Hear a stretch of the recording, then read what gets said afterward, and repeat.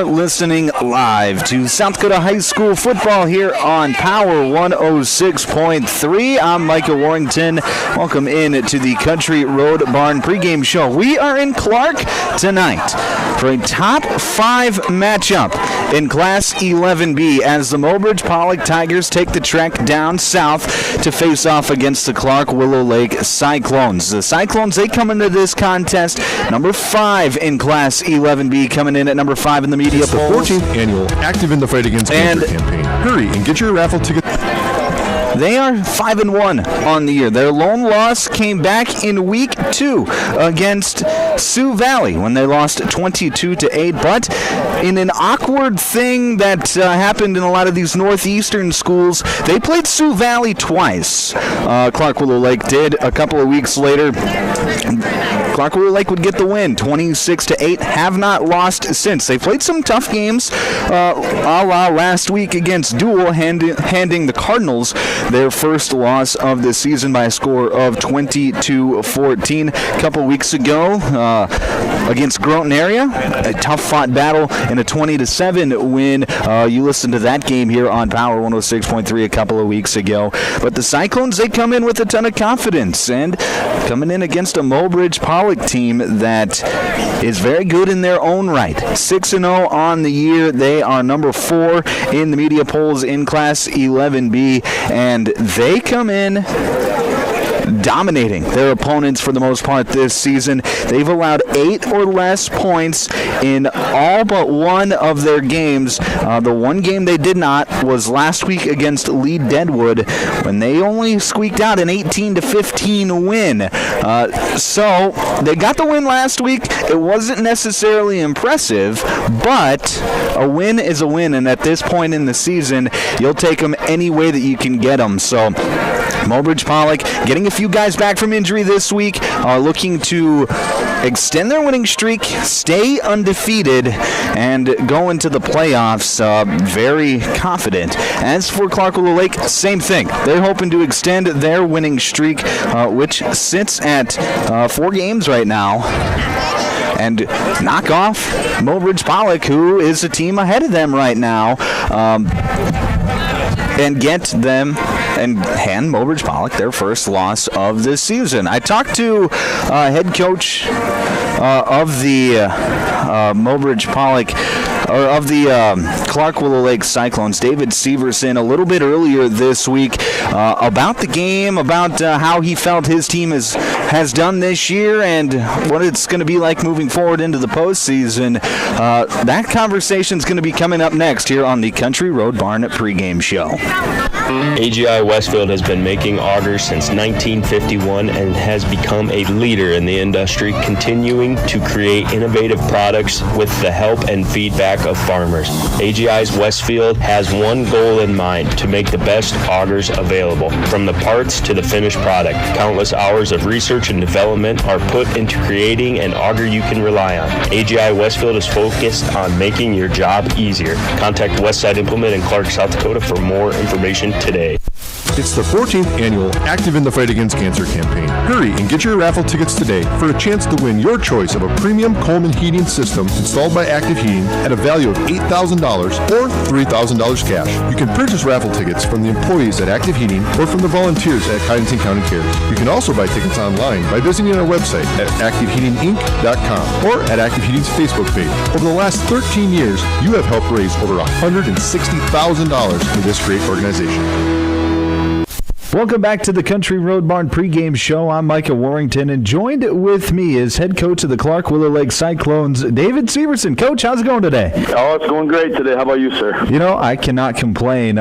We are moving into the back part of this season. We've only got a couple games left until the postseason starts.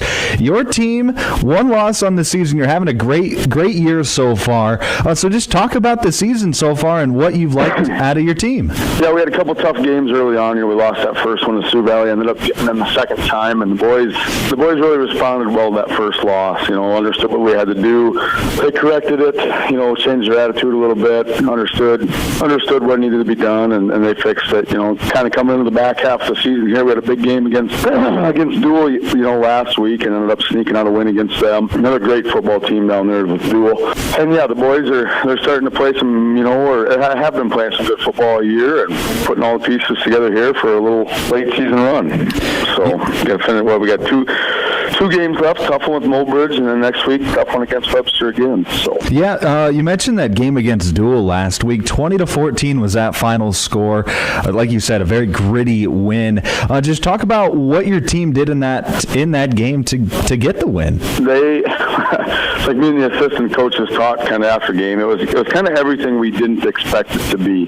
What we kind of had thought we could do well that game, we weren't able to. What we thought we would be able to do well, offense and defensively, we weren't. It was kind of the opposite of what we expected. But the boys, with that, they responded to that very well, and we made the adjustments. And come down, we go up 14-zip. Comes down to the fourth quarter. We give up two touchdowns to them during the middle of the game there, and then comes down fourth quarter. We end up 4th and 1. We jump off sides. Now it's 4th and 6 on about the 8-9 yard line, and the boys, they knew what play they wanted to run, so kind of let them kind of pick it, what they were comfortable with, and they went with it. And yeah, we found Emerson Larson in the back corner of the end zone with about a minute and a half to go, and what a great way to end the game against a great team like Dual. Absolutely. And you come in this week against Mobridge-Pollock. They come in undefeated, 6-0, number 4 team ranked in Class B. They've got a running back who's one of the best in the state, in Max Saxon. What do you guys got to do to slow him down and maybe even shut him down? We just got to get a lot of guys to him. It's not just going to take one guy, being able to attack him, shoestring tackles. He is a very good running back. He's very shifty, got a low center of gravity, runs with his shoulder pads. He's tough to bring down. So it's going to be a team effort on defense, just to slow him down. Offensively, for you guys, Mobridge-Pollock doesn't give up very many points. So they've gotten 2 shutouts on the year. They've allowed 7 or less points in 5 of their 6 games this year. What do you guys got to do offensively to put some points on the board? Be confident in our offense and just run our offense. We learned that against our first game against Sioux Valley. We were trying to get away from kind of what we were thinking too much about it instead of just playing football and going out there and get them. Proved that the second time. We just went out there and we played our football game. Out there we ran the ball well that game. The run was working, so we kind of stuck with it. Kind of coming into Mobridge, that's our same mentality. We're going to take what they're giving us. If the run game's working well, stick with it. We got that one aspect working, and we've been fortunate enough, in every game we've played here this year that if they take away our run, we're able to pass the ball. If they take away the pass, we're able to run the ball. So kind of one of them things. The boys are very good and very adaptive to the needs of the team and what the situation's going on. So hats off to the players. They're very fluctuant when it comes to that. They're able to be handle that adversity and go from each way. And then it is homecoming week for you guys, and as you and I both know, homecoming comes with a lot of distractions. How have you guys been able to stay focused throughout the week of practice? Yeah, it's always one of them things. I know some coaches love homecoming week, some coaches despise it. For me, I'm kind of both ways on it. Yeah, it does definitely come with some distractions, but does it raise the energy level of the boys a little bit? I think it does. I think it does a little bit of both. And that's come game time, come about, pregame meal at about 4 o'clock on Friday. Then it's all them distractions got to leave, and we got to focus on, playing football and putting our best game on the field, because that's what it's going to take Friday night. All right, and then one last question before I get you out of here. What's going to be the key to the game to get a win?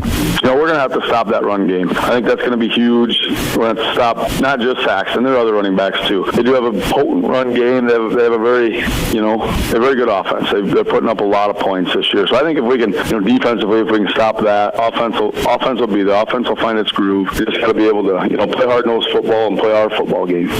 All right, Coach, thanks for hopping on the show today, hopping on the pregame show, and good luck this week. All right, you bet. Thank you, sir.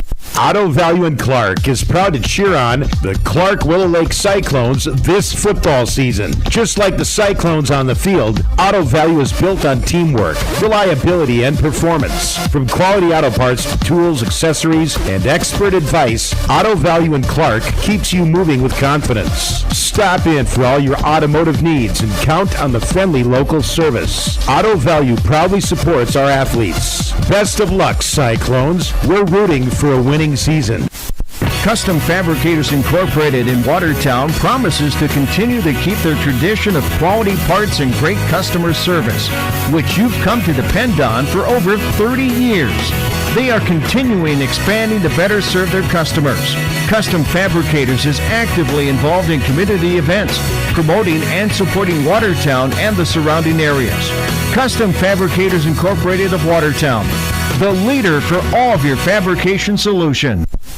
Oscar's Machine Shop in Clark is proud to support the Clark Willow Lake Cyclones this season. Just like hard work and determination drive the team toward victory, Oscar's Machine Shop provides precision machining, welding, fabrication, and repair services that you can count on. From small jobs to big projects, Oscar's is here to keep things running smoothly. Wishing the Cyclones a safe, successful, exciting season. Play tough, play smart, and know Clark is cheering you on from Oscar's Machine Shop.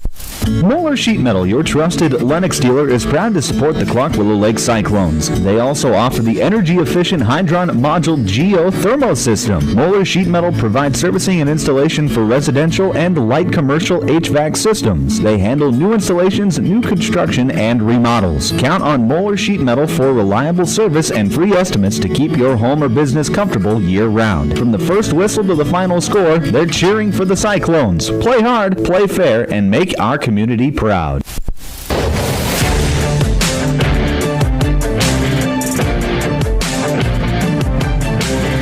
Back here on the Country Road Barn pregame show, about ready to get underway here in Clark for a top 5 matchup in Class 11B as the Clark Willow Lake Cyclones on homecoming night host the number 4 ranked and undefeated Mobridge-Pollock Tigers. It should be a fantastic football game. I want to thank everybody for tuning in to the Country Road Barn pregame show. In just a few moments, we will have our national anthem, sponsored by Evolution Power Sports and Marine. Looks like we've got a color guard here tonight that will be entering the field at midfield, so we will send it over there here in just a few moments. We've got our starting lineups, keys to the game, all coming up next, and of course, opening kickoff here on Power 106.3. I'm Micah Warrington, giving you the play-by-play action here this evening, as you can maybe hear the loudspeakers directly above head here in the bleachers today, so that'll be something that you might hear throughout the broadcast here tonight. And Farmers Union Insurance with your local agent, Lon Rayburn. They would like to remind you that sportsmanship and the objectives of educational athletics. Like I said, in just a few moments, we are going to send it over to the PA announcer for the national anthem. Looks like the national anthem is going to be played by the band here tonight, which is always fun to see. All right. Well, while we're waiting, we might as well go through the starting lineups tonight. Starting lineups brought to you by Dave Haler Automotive here this evening. Let's go through the starting offensive units for both teams tonight. First, for the Mobridge-Pollock Tigers. At left tackle, it's going to be number 58, Ethan Falk. At left guard, number 64, Kellen Fitzer. At center, number 55, Axton Gates. At right guard, number 68, Carter Schmeichel. At right tackle, number 50, Cage Yellow. Defensive end, number 50, senior Cage Yellow. And at wide receiver is going to be number 2, Easton Eisman. At wide receiver, number 5, Kale Knudsen. At wide receiver is going to be number 1, Jesse Schneider. At fullback, number 8, Tyler Schmeichel. At running back, one of the best in the state, number 4, Mac Saxon.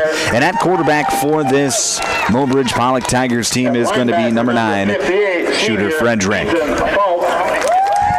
Now the starting offensive unit for the 12 junior number 5 ranked Clark Willow Lake Cyclones. At left tackle is going to be number 60, Seth Poppin. At left guard, number 75, Jerome Enboden.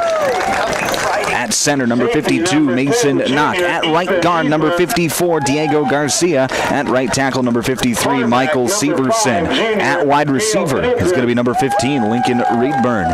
At wide receiver is going to be number 1, Cooper Palmer. At wide receiver, number 22, Emerson Larson. At running back, number 34, Ernesto Garcia. At running back, number 21, Jacob Steen. And at quarterback for the Cyclones tonight is going to be number 5, 6'4", 180-pound junior, Joey Reese. Well, those are the starting lineups for both teams, brought to you by our friends at Dave Haler Automotive. Now let's get you to the keys to the game, brought to you by Riddles Glass. Keys to the game for the Mobridge-Pollock Tigers is going to be get Mac going. Get that Mac moving, as he has been a key to their season, and he's a big part as to why they are undefeated here tonight. So getting Mac Saxon going, if they can get that run game going, everything plays off of that. So that is going to be the key to the game for the Mobridge-Pollock Tigers. Now the starting lineup for the keys to the game for the Clark Willow Lake Cyclones. Their key to the game tonight, similarly to what Mobridge-Pollock Tigers are, is going to be stop the Mac. It's going to be tough to do. He's one of the best in the state. He's very good at what he does, but that is going to be the emphasis for the Clark Willow Lake Cyclones, especially on defense, of course. It's going to be stop the Mac. Keep Mac Saxon from having a big night, and you'll give your chance. You'll give your team a chance to win this football game on homecoming night. Number 53, senior Michael Severson. It's going to be it's an electric atmosphere here this evening in Clark, as the Clark Willow Lake Cyclones going to be in their home black uniforms, all black uniforms with a black top with white numbers and black pants with a silver helmet. For the Mobridge-Pollock Tigers, they're going to be in their road white uniforms with orange numbers and black pants with a black helmet. So it's going to be a great atmosphere. The stands are packed here tonight. Let's go through the weather. It's a beautiful night here in Clark, as it's 61 degrees right now. As the game goes along, going to drop down to about 54 degrees. Wind at a standstill out of the west at 4 miles per hour. It is an absolutely perfect evening for some high school football. The lights are on. The sun is setting, and I am looking forward to this one very much so. All right, let's send it over to our PA announcer for the national anthem. Referee Scott Deutsch, linesman Mike Young, back judge Mike Schmidt, umpire Terry Deutsch, and linesman Brad Gower. Athletic training services for tonight's game are provided by Prairie Lakes Health System athletic trainer Jody Duval. Please stand and show your respect to our country by removing your hat, facing the flag, and placing your right hand over your heart as members of the Clark High School Pep Band, under the direction of Miss Amy Nelson, plays our national anthem. Our colors are being presented tonight by the American Legion members Rob McGraw, David Adams, David Lewis, and Darren Lewis of the Clark Cadley Smith Post. Ladies and gentlemen, your national anthem. Please remain standing until the colors are retired off the field.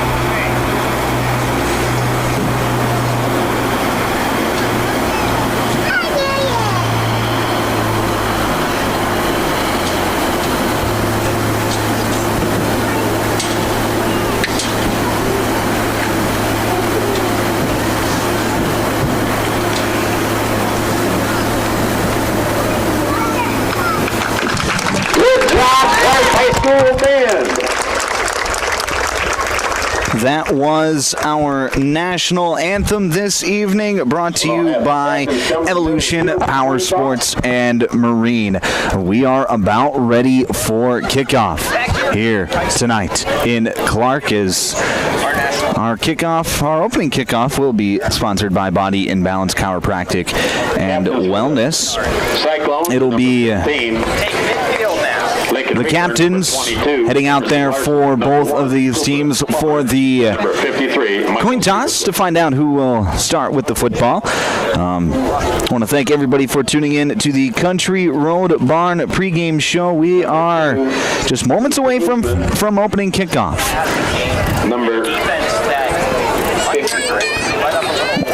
Our officials for tonight's contest, you may have heard some of their names before the national anthem, but our officials are brought to you by the South Dakota Attorney General's Office Division of Consumer Protection.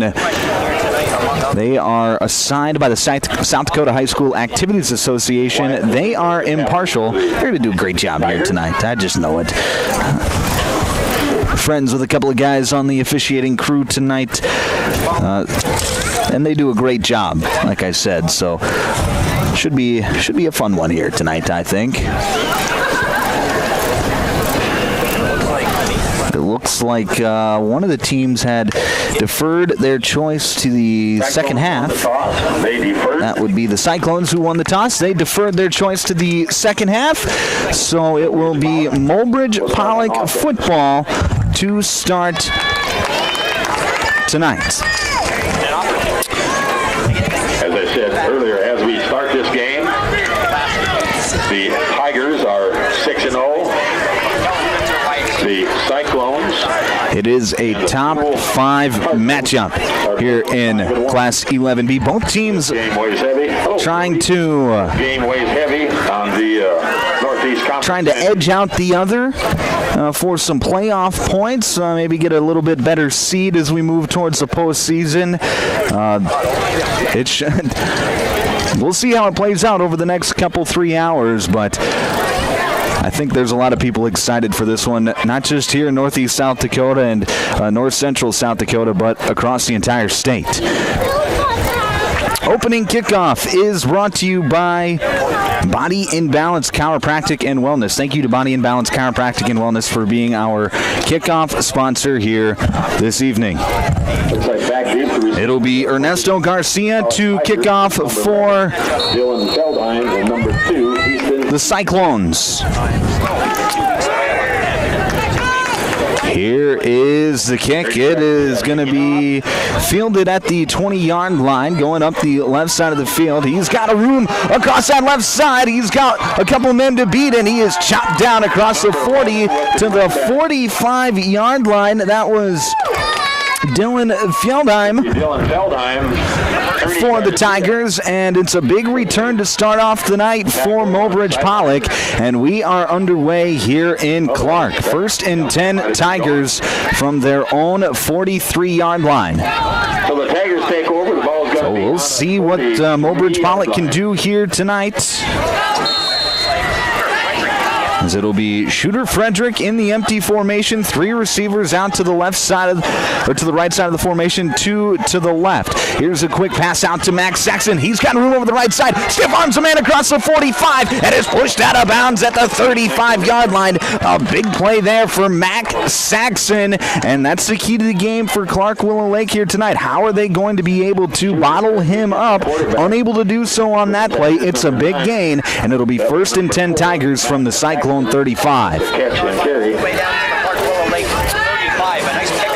Just 15 seconds into this game, and the Tigers are already threatening to score here in this one. 3 receivers out to the right. Max Saxon on the right hip of Easton Eastman in the Wildcat. Here's a high snap. Eastman fields it, and he's just going to take a dive at the 50-yard line. A big mistake, a loss of 15, and that's what you needed if you're a Cyclones fan. Just one of those mistakes. It's going to be a game of who can make the least amount of mistakes. A big one there for Mobridge-Pollock. We'll see what they can do to maybe make up for it, but that is That is not good if you're the Mobridge-Pollock Tigers, and now they're going to line up in the Wildcat. Max Saxon in the empty backfield. Man in motion from left to right, that's Eastman. Saxon takes the snap. He's going to rush right side. He's got a little bit of room. Makes one man miss, but then is chopped down across the 45 to the 41-yard line. A nice run there of 9 yards, but it'll still be 3rd and 15 for the Tigers.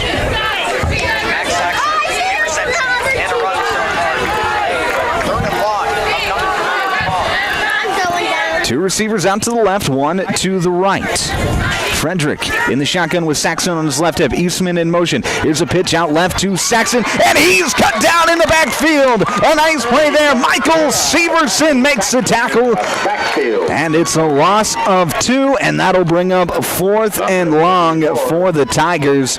So the high snap comes back to bite Mobridge-Pollock, and they will send the punting unit out there. It'll be Shooter Frederick to punt. Back to return for the Cyclones. Looks like Cooper Palmer. The passing game, but he's been able to put these punts wherever they wanted. Shooter Frederick gets it away. Palmer fields it coming forward, and he is not going to get much as he's cut down at the 15-yard line. Fielded it at about the 12.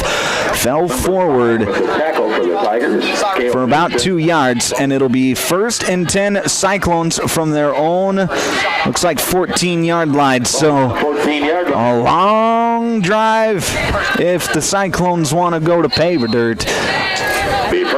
With 9:50 left to play here in this first quarter, Cyclones will have their first possession of the night. That'll be Joey Reese in the shotgun. Pistol formation, handoff is going to go up the middle to Jacob Steen, and he pulls over a defender and reaches forward. He's got a gain of nearly 10, and they're going to give him 10. It'll be a first down for the Cyclones. Nice run there by the junior Jacob Steen. And when I watched him a couple of weeks ago over in Groton, Steen was very impressive. He runs very hard, very tough to take down, low center of gravity at 5'11", 200 pounds. He is a bowling ball back there, not unlike Max Saxon for the Mobridge-Pollock Tigers. Pistol formation again, handoff going to go to Emerson Larson up the middle, and he's got a nice gain of about, give him about 5 again. It'll be 2nd down and 5 for Clark Willow Lake. So right now the run game working on the first 2 plays of the night for Clark Willow Lake. Clock under 9 minutes to play here in this first quarter, still tied at 0 on the Glacial Lakes Veterinary Clinic scoreboard. It'll be 2nd and 6 for Clark Willow Lake. 2 receivers out to the left, 1 to the right. Pistol formation for Joey Reese. Takes a snap, hands it off. Jacob Steen cuts it outside, now bounces it up, drags the defender across the 30, and falls forward near another first down. He's going to be just about a yard shy, but it'll be 3rd and short for Clark Willow Lake. So the Cyclones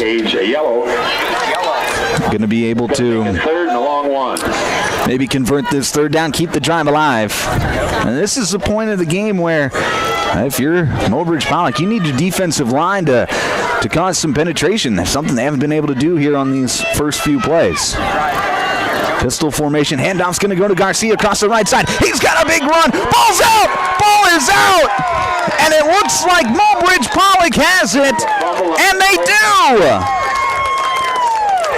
Ernesto Garcia took the snap, took the carry, got hit at about the 40. The ball popped out, and it was recovered at the 45-yard line by Mobridge-Pollock. I was unable to see who got that recovery for Mobridge-Pollock, but it's a big turnover, and now the Tigers set themselves up with a short field.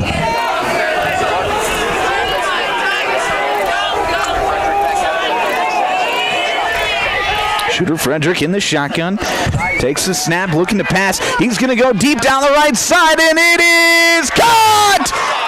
Touchdown, Tigers! Well, I see a flag on the board. A flag is down, however, so we might be taking this one off the board. We will see here in just a few moments. It's down by the line of scrimmage.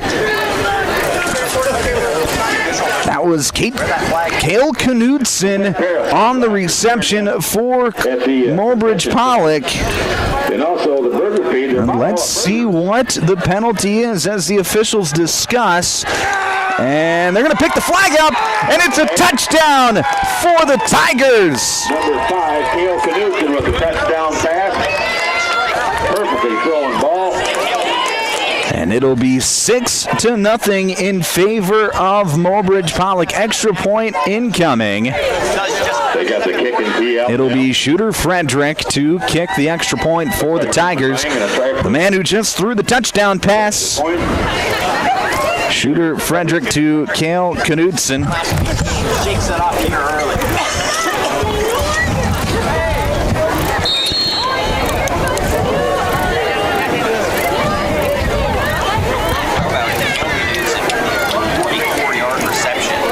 Here's the snap, the hold, the kick, and it is blocked. Extra point. Looks like Jacob Steen got in there to block it for Clark Willow Lake, so that keeps it at 6. It is 6-0 with 7:43 left to play here in the first quarter. Mobridge-Pollock strikes first.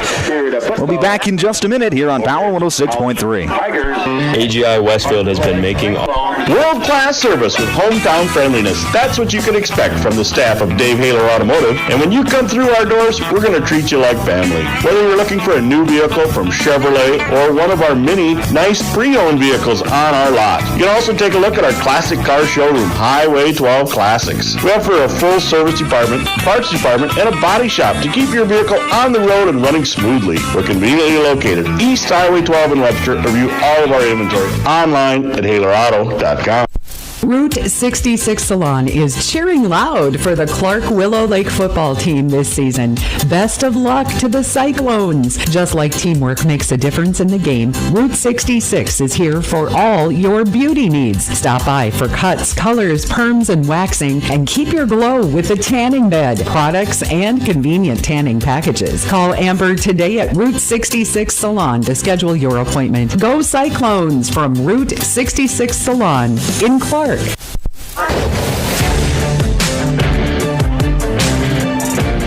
Back here on Power 106.3, here's the return for Clark Willow Lake. That looked to be number 15, Brady Robinson, the senior, on the return for the Cyclones, only able to get it out to his own 21-yard line. A nice kick there from Shooter Frederick. And with 7:37 left to play here in this first quarter, the Cyclones on their homecoming night find themselves down 6-0. We'll see what the Cyclones can do on this drive. Had a nice drive going last time until the Garcia fumble, and one play later, Mobridge-Pollock able to take advantage. It'll be two receivers split out right. Handoff going to go up the middle. That's Emerson Larson across the 25-yard line, and he's going to be brought down from behind. Looks to be number 55 for Mobridge-Pollock. Axton Gates getting in there on the stop for the Tigers. So it'll be 2nd down and 4 for the Cyclones. Nice run there from Emerson Larson, who's got a couple of nice carries. 2 carries, 11 yards to start his day. Joey Reese in the shotgun again. 2 receivers out to the right. Handoff's going to go up the middle, and not much running room there for number 2, Mato Denoyer. And that was Kellen Fitzer in on the stop for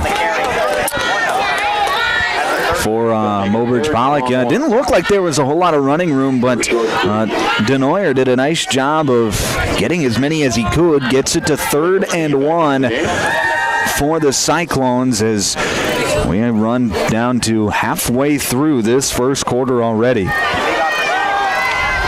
It'll be 2 receivers split out to the left, 1 to the right. Joey Reese in the shotgun with a running back on his hip and behind him.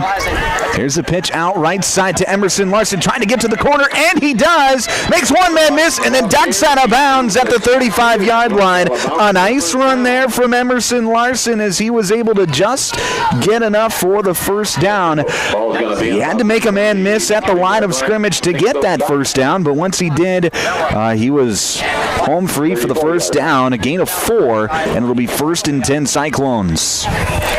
Emerson Larson, he's been a mainstay for this Cyclone offense this season, showing why here tonight. 2 receivers out to the left, 1 to the right. Pistol formation again for Clark Willow Lake. Joey Reese takes a snap, fakes a handoff, rolls left, looking, throws across the middle, and it's going to fall incomplete. Looks like the pass was intended for Emerson Larson, and it'll be 2nd and 10. First pass of the night for Joey Reese. Could just be a case of he didn't set his feet to throw that time. Was trying to throw it on the run, rolling to his left, and as a right-handed quarterback, that's not an easy thing to do. It'll be 2nd down and 10 for Clark Willow Lake. Trying to get those points back after the Garcia fumble. 2 receivers out to the right, 1 to the left. Reese back to pass, 3-step drop, fires over the right side, and it is caught along the sideline. Cooper Palmer on the reception for the Cyclones, and gain of 7. It'll be 3rd down and 3 for the Cyclones. Nice pass there from Joey Reese. When he throws in rhythm, he's pretty good. Like we said, when he's rolling out and has to throw on the run, that's when things get a little more difficult, as they do for any high school quarterback. It'll be Twins formation either side. Running back in the backfield with Reese. Reese back to pass. He feels the pressure, rolls out right, and he's going to go down! Max Saxon with the sack. It's a loss of 10, and that'll bring up 4th down. Max Saxon, coming up from his defensive end spot, is able to get the sack. Joey Reese trying to escape the pocket on his right side as he felt it coming off his blind side. And Max Saxon was out there waiting for him. So that'll bring out the punting unit for Clark Willow Lake. Emerson Larson to punt. The kick is away, and it is a good one as it goes over Eastman's head. He's going to field it, and he's going to try and return this thing, but he's going to be swallowed up by a couple of Cyclones. So maybe a poor decision there from Eastman, but it doesn't hurt him any. It'll be 1st and 10 for the Tigers at their own 20-yard line. Got to go 80 yards to pay dirt. Take over 1st and 10 on the 20-yard line. With 4:39 left to play here in this first quarter, it's the 3rd possession of the night for Mobridge-Pollock, trying to keep their undefeated season alive. It'll be 2 receivers out to the left, 1 to the right, couple running backs on either hip for Frederick. He's going to hand the ball off, and that'll be... didn't quite see. That looked to be Tyler Schmeichel on the carry for Mobridge-Pollock. Not much going. Gain of maybe a yard, about a half a yard. It'll be 2nd down, and we'll call it 9. 2 receivers out to the right, 1 to the left. Twin running backs in for Mobridge-Pollock. Handoff's going to go to Saxon up the middle on the inside zone. Again, not much going, just a gain of a couple. It'll be 3rd and about 7 now for Mobridge-Pollock. Jacob Steen going to get credited with that stop coming up from his middle linebacker spot. Him and Max Saxon are basically the same player. Jacob Steen and Max Saxon. Both at 5'11", not 200 pounds. Both juniors. And both just play with reckless abandonment at times. 2 receivers out to the right. Handoff is going to be faked. Here's a tunnel screen for the Tigers, and that's going to be completed to Cale Knudsen, but he doesn't have a whole lot of running room. Nice job there from, looks like Emerson Larson coming up from his cornerback spot to make the tackle. Gain of a yard, and it'll be 4th down and 5, and the punting unit's going to come out for Mobridge-Pollock. So the Cyclones get the 3 and out. And after a quick substitution from Mobridge-Pollock, it looked like they had snapped it, but 3 different flags came out, and I'm thinking this might be a false start. And it will be. They blew the whistle dead. Emerson Larson had to come all the way across the field to get off the field so there wouldn't be 12 men in formation. But Mobridge-Pollock got a little antsy. They jumped 5 yards back, keep the punting unit out there instead of a first down. So that could be a big mistake for Mobridge-Pollock. We'll see how it plays out. And now another flag comes out on the snap. Cooper Palmer comes up. He's going to field the kick, and he's going to be chopped down right away at the 46-yard line. But we'll see what the flag is. I'm thinking it's in illegal formation for the Tigers. We will see. Whitecap Scott Deitch looking over to the sideline for the Clark-Willow Lake sideline, that is, to see what they want to do, how they want to enforce this penalty. It is going to be an illegal formation on Mobridge-Pollock, so they're just going to decline the penalty because it was a short punt instead of making them re-kick. So Clark-Willow Lake will get the ball 1st and 10 from the Tiger 46-yard line. So with 2:53 left to play here in this first quarter, now it's the Cyclones who have a short field. And I forgot to mention at the start of this first quarter that this quarter is brought to you by Mainstream Realty. Thank you to Mainstream Realty for being our first quarter sponsor here this evening. It'll be 1st and 10, Clark-Willow Lake. 2 receivers split out to the left, 1 split out to the right, a power pistol formation. Reese takes the snap, hands it off to Emerson Larson, running right side, makes one man miss across the 45, and then falls forward to the 42-yard line. Gain of 4, and it'll be 2nd down and 6 for Clark-Willow Lake. It'll be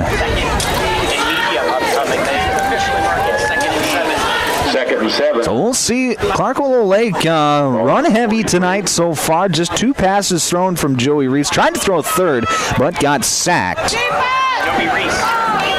The run game has been effective tonight. 2 receivers split on either side. Garcia in motion from left to right, and we've got movement on the right side. That's Michael Severson, who's going to be caught with the false start, so push him back 5. And now it'll be, instead of 2nd and 7, it'll be 2nd and 12. And those are just the mistakes that you can't make if you're Clark-Willow Lake. You got to be able to stay ahead of the sticks. Both of these teams, really. If you make those silly 5-yard penalties, it can really ruin a drive. So you got to be disciplined in a game of this magnitude. I wouldn't call it sloppy play, but I wouldn't call it clean either to start this ball game.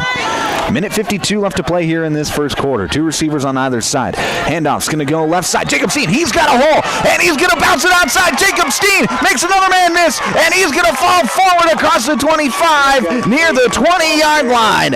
A beautiful run there from Jacob Steen, and it'll be 1st and 10 Cyclones. The Ryan Hins. A great run there from Jacob Steen. He got a big hole off the left side, and he was able to bounce it outside and get into open grass and just keep bowling forward. It'll be 2 receivers split out left, 1 split out right. Denoyer in the backfield, as is Emerson Larson. Handoff's going to go to Larson. He's going to bounce it outside. He's got room. Touchdown, Cyclones!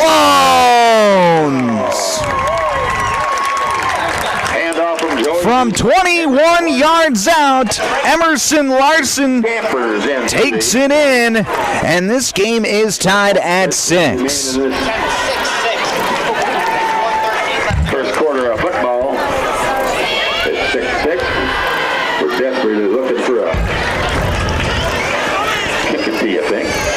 It'll be Ernie Garcia to kick for Clark Willow Lake.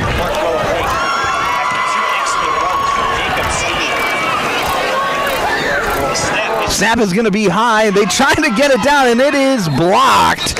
So we've seen 2 PATs be blocked here tonight. It was a high snap that time. Tried to get it down, tried to kick it. Did kick it, actually. It just got blocked back. So we will stay tied at 6 with 1:13 left to play here in this first quarter. We got a good one here in Clark on Power 106.3. Also, don't forget the high school volleyball. JB's Repair in Clark is proud to cheer on the Clark Willow Lake Cyclones this football season. Just like the Cyclones work hard on the field, JB's Repair works hard to keep you on the road. From oil changes, brakes, and engine repair to general maintenance, you can count on JB Repair for dependable service and honest work. Wishing the Cyclones a season filled with teamwork, success, and big wins. Good luck from all of us at JB's Repair.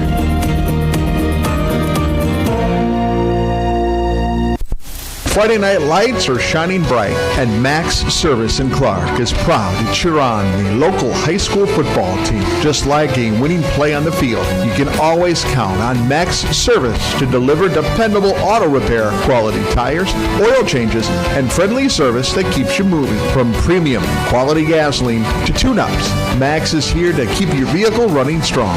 Best of luck this season. Go team! From Max Service in Clark.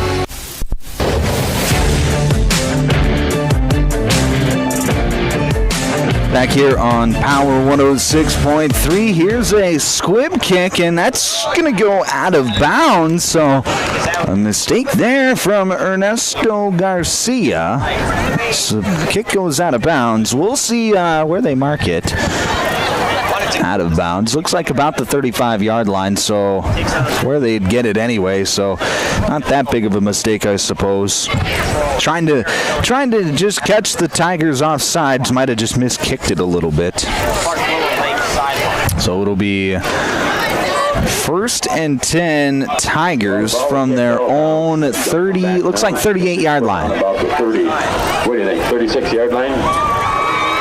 1:13 left to play here in this first quarter. We're tied at 6 on the Glacial Lakes Veterinary Clinic scoreboard. Been a fun one so far, dead even so far as well. 2 receivers out to the left, 1 to the right for Mobridge-Pollock. Eastman in motion from right to left. Handoff's going to go up the middle to Max Saxon, and he's got nowhere to go. A gain of maybe a yard, and it'll be 2nd down and 9. So on Max Saxon made a big play on his first play from scrimmage tonight on a little bubble screen. But on his runs on the inside, give credit to the big boys, Seth Poppin, Michael Severson, Lincoln Reedburn, Jacob Steen as middle linebackers as well, who have really done a nice job of bottling him up so far. 2 running backs in the backfield. Handoff's going to go to Schmeichel up the middle, and he's going to be cut down at the line of scrimmage. No gain on the play, and it'll be 3rd down and 9 for Mobridge-Pollock. So it has been a middle run game has not been there tonight for Mobridge-Pollock, something that they really like to have going good for their offense when they can. But give credit, like I mentioned a little bit earlier, to the defensive line for Clark Willow Lake. And now we're going to have a timeout called by Mobridge-Pollock. That'll actually be the end of the first quarter, rather. So at the end of 1, Mobridge-Pollock 6, Clark Willow Lake 6 on the Glacial Lakes Veterinary Clinic scoreboard. Hey fans, you're surrounded by future leaders, future business owners, and future hometown heroes, both on the field and in the bleachers. That's why Evolution Power Sports and Marine is proud to stand behind our student athletes and the families who cheer them on. Because for us, it's not just about horsepower and machines, it's about building community, supporting tradition, and celebrating the next generation. So let's hear it one more time for the athletes. Visit evolutionpowersports.com, and whatever you do, If you're looking for the best steaks or brats for your grill, the best bacon you can imagine for breakfast, the best snack sticks or jerky, and the best custom beef, pork, or wild game processing, then you need to check out Jorgensen Meats. Once you've tried their fine products, you'll know why their business has been in operation and expanding since 1989. Jorgensen Meat Processing and the Purple Cow in Waubay wishes all high school athletes best of luck in tonight's game.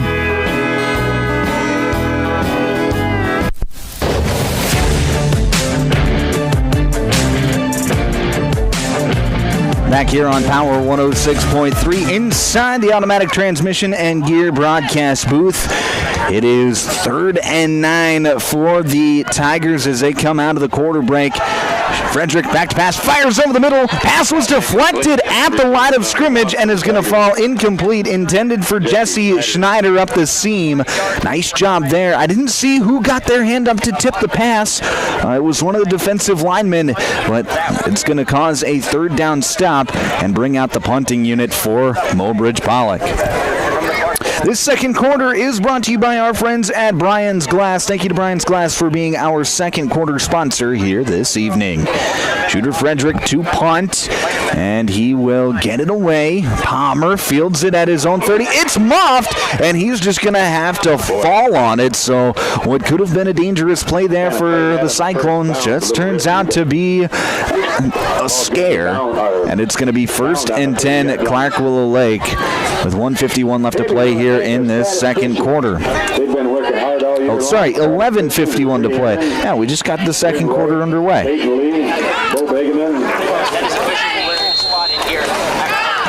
Will Hubby helping down there.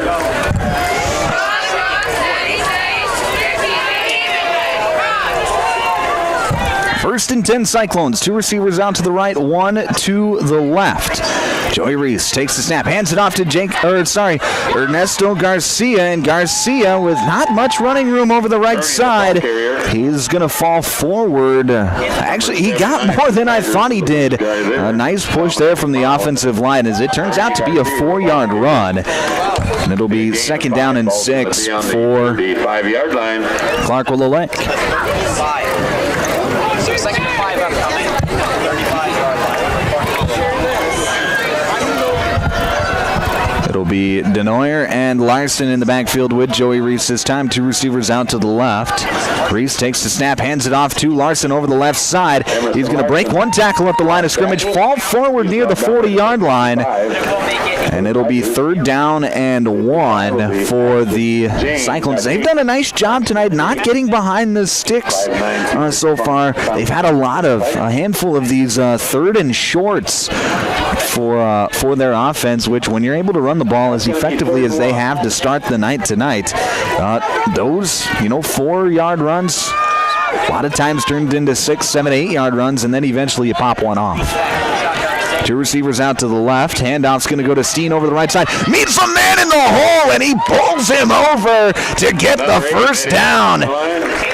Jacob Steen, oh my gosh. That was Tyler Schmeichel who met him in the hole, and he found all of Jacob Steen as Steen lowers the shoulder, gets a gain of 3 and a 1st down for Clark Willow Lake.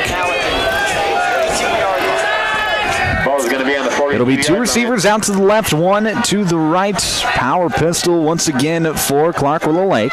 Reese takes the snap, pitches out left to Emerson Larson. He's got a horde of blockers, cuts it upfield, and he's going to be cut down from behind at the 45-yard line. Short gain of about 3, and it'll be 2nd down and 7 for the Cyclones. 9:47 left to play here in the second quarter. Still tied at 6 on the Glacial Lakes Veterinary Clinic scoreboard.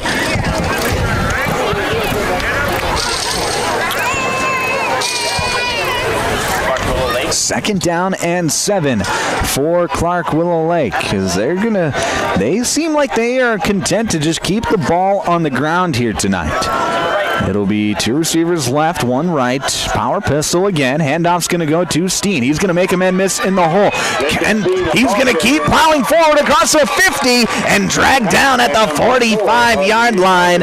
It's a gain of 9 and a first down for the Cyclones. Jacob Steen, every time he gets the ball tonight, he's making good things happen for this Cyclones offense. And, it's a rotating cast of players who get carries for this Cyclone offense, so just to keep guys fresh as the game goes along. Those defenders, they don't get a rest, but their running backs for Clark Willow Lake do, and that is what keeps them healthy and keeps them ready to go as the game moves along. Handoff's going to go up the middle and nowhere to go.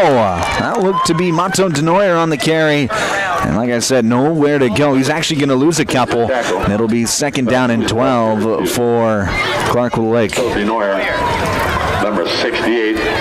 That was Carter Schmeichel with the tackle for Mobridge-Pollock at 5'10", 235 pounds up the middle. He's a load to block, and he was able to make a play there on that play. 2nd down and 12 with 8:10 left to play here in this second quarter for Clark Willow Lake.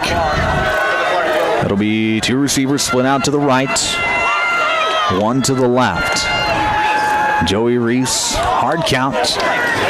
Now gets the snap, hands it off to Steen, and Steen, with not much room over the left side, is just going to lower his shoulder and see how many yards he can get. And now Jacob Steen will come off the field like he does after almost every carry. But it'll be 3rd down and 10 after the 2-yard gain. It looked like Steen had a few words to say after that play. As we all know, anytime you're in one of those piles, words get spoken between the two teams. Twins formation on either side. Denoyer in the pistol behind Joey Reese. Garcia in motion from left to right, and we've got Laundry on the field. That's going to be a false start against Clark Willow Lake, so push them back 5. So what was 3rd and long turns into 3rd and very long at now 3rd and 15 from the 50. Got to get to the 35-yard line. Man, better make it the 34 just to be safe. Looks like the sticks are just beyond the 35-yard line. 7 minutes left to play here in this second quarter. 2 receivers on either side of the formation. Jacob Steen in the backfield with Joey Reese. Reese fakes the handoff. He fires right side, and it is intercepted! It is intercepted! The pass was high, and it was tipped right into the hands of Luke Olson, who comes down with it, and it'll be a turnover, the 2nd of the night. We do have a flag down in the backfield, though. This could be roughing the passer, so we'll see. The flag is down where Joey Reese, the quarterback, let go of the football. So we will see. Could be a holding penalty as well. There's actually 2 flags out on the field. 1 in the backfield, 1 in the near the line of scrimmage. So could be offsetting penalties.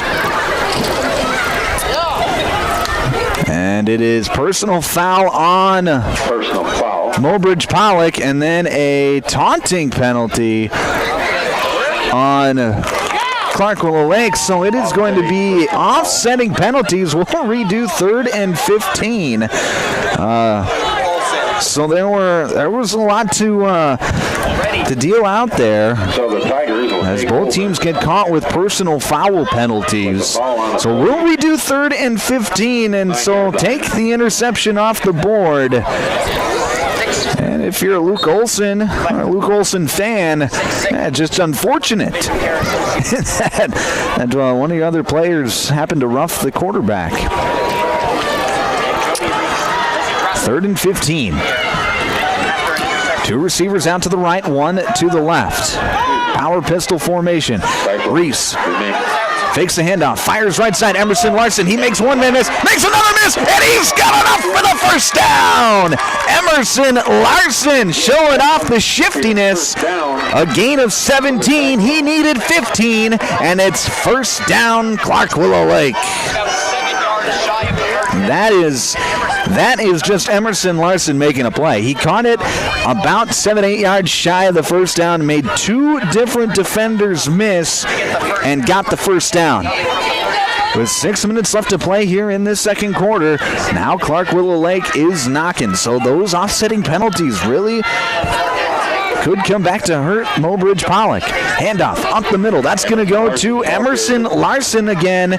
A gain of 5, and it'll be second down and 5. Nice run there from Emerson Larson. Seems like every time he is getting the ball tonight, he's making good things happen. And there hasn't. He's already got a touchdown here tonight from 21 yards out. Second and 5.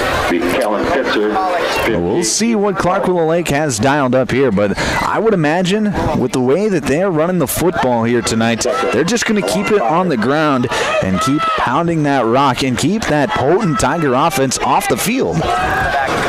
Two receivers out to the left. Power pistol. Handoff's going to go to Steen. He's going to bounce it outside. Now cut it up middle. Across the 25. Dragging players across to the 20. And it's going to be a gain of 6 and a first down for Clark Willow Lake. Jacob Steen making it happen once again. He has been impressive here tonight. He doesn't have a touchdown quite yet. We're still tied at 6 as the clock now under 5 minutes to play here in this first half. But, I mean, even if Jacob Steen doesn't score a touchdown here tonight, he's going to be in line for our player of the game if Clark Willow Lake pulls this one off. Two receivers out to the right, one to the left. Power pistol with Denoyer in the backfield. Handoff's going to go to Garcia across the right side. He's going to get hit at the line of scrimmage and then fall forward. Gain of about 3. So it'll be second down and 7 for the Cyclones. I call it second and 8. That's another thing for these, not just between Steen and Larson, but everybody who touches the ball here for Clark Willow Lake, they fall forward and get that extra yard or two, which is it is a skill, it is a talent that all running backs need. Steen going to get the carry off the right side. He's going to blow forward. Breaking tackles. Ball comes out, but it's going to go out of bounds at the 10-yard line. Oh, man. Jacob Steen, as he was trying to bowl over defenders, lost the football. It popped out of the air, or popped into the air, rather, and out of bounds.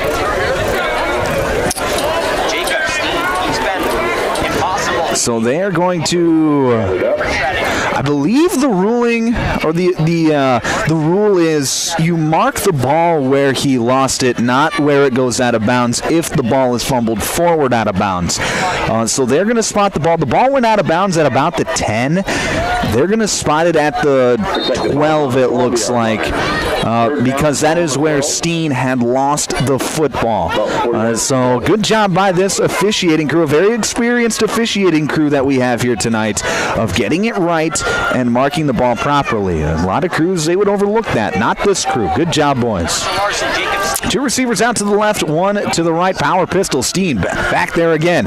And he's going to get the carry. He's going to make a man miss in the backfield, but he's going to be swallowed up. It looked to be number...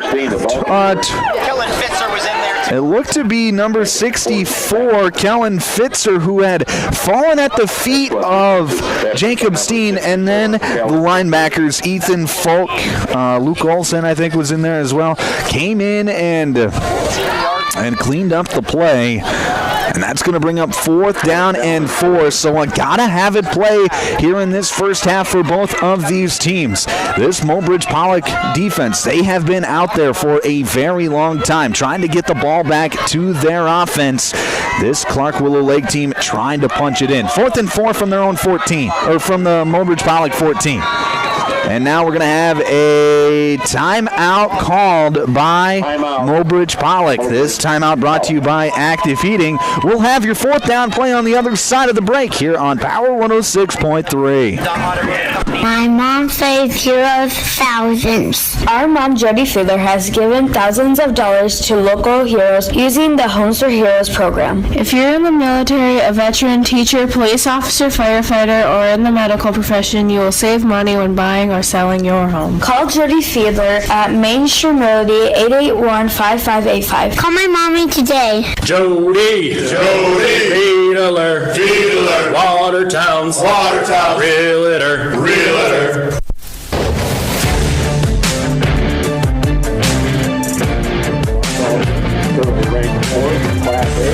Back here on Power 106.3. It is 4th down and 4 for Clark Willow Lake out of the timeout. They have the ball on the Mobridge-Pollock 14-yard line. They need to get to the 10. Call it about the 9. You got to get to about the 9 for this first down. We'll see what they draw up out of this timeout. Trips formation out to the right. Steen in the backfield with Reese. He's back to pass. Going to fire left side. He's got a man. Touchdown! Cyclones! Lincoln Reedburn beat his man on the outside. He was lined up one-on-one. Beat him on the inside. Catches the pass in the end zone for the score. And Clark Willow Lake has their first lead of the night at 12-6. Great job there by Joey Reese. He was going to Reedburn all the way, but Reedburn with a clean beat off the line of scrimmage. Looked like he was lined up with Luke Olson one-on-one, and Reedburn with those quick feet was able to get the win inside on the route, and a nice pass from Joey Reese for the score. 2-point attempt for Clark Willow Lake. Emerson Larson takes a Wildcat snap. Rushes right side. He's in. It's good. And Clark Willow Lake is up 14-6 with 2:31 left to play here in this second quarter. We got a fun one here in Clark tonight. We'll be back in a minute here on Power 106.3. 2:31 left to play in this first half.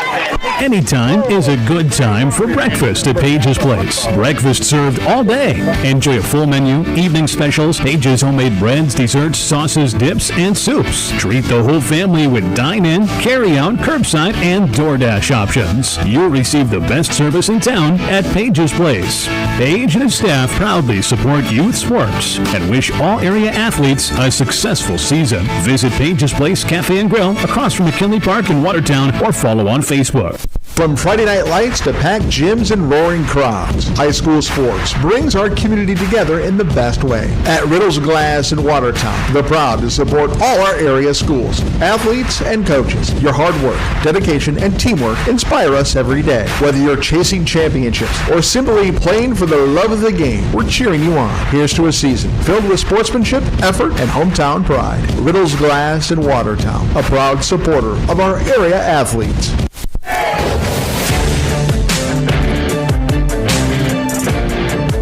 Back here on Power 106.3, it's Easton Eastman fielding the kickoff. He's going to rush across the 30-yard line, then cut down at the 35, right in front of us here in our spot here inside the automatic transmission and gear broadcast booth.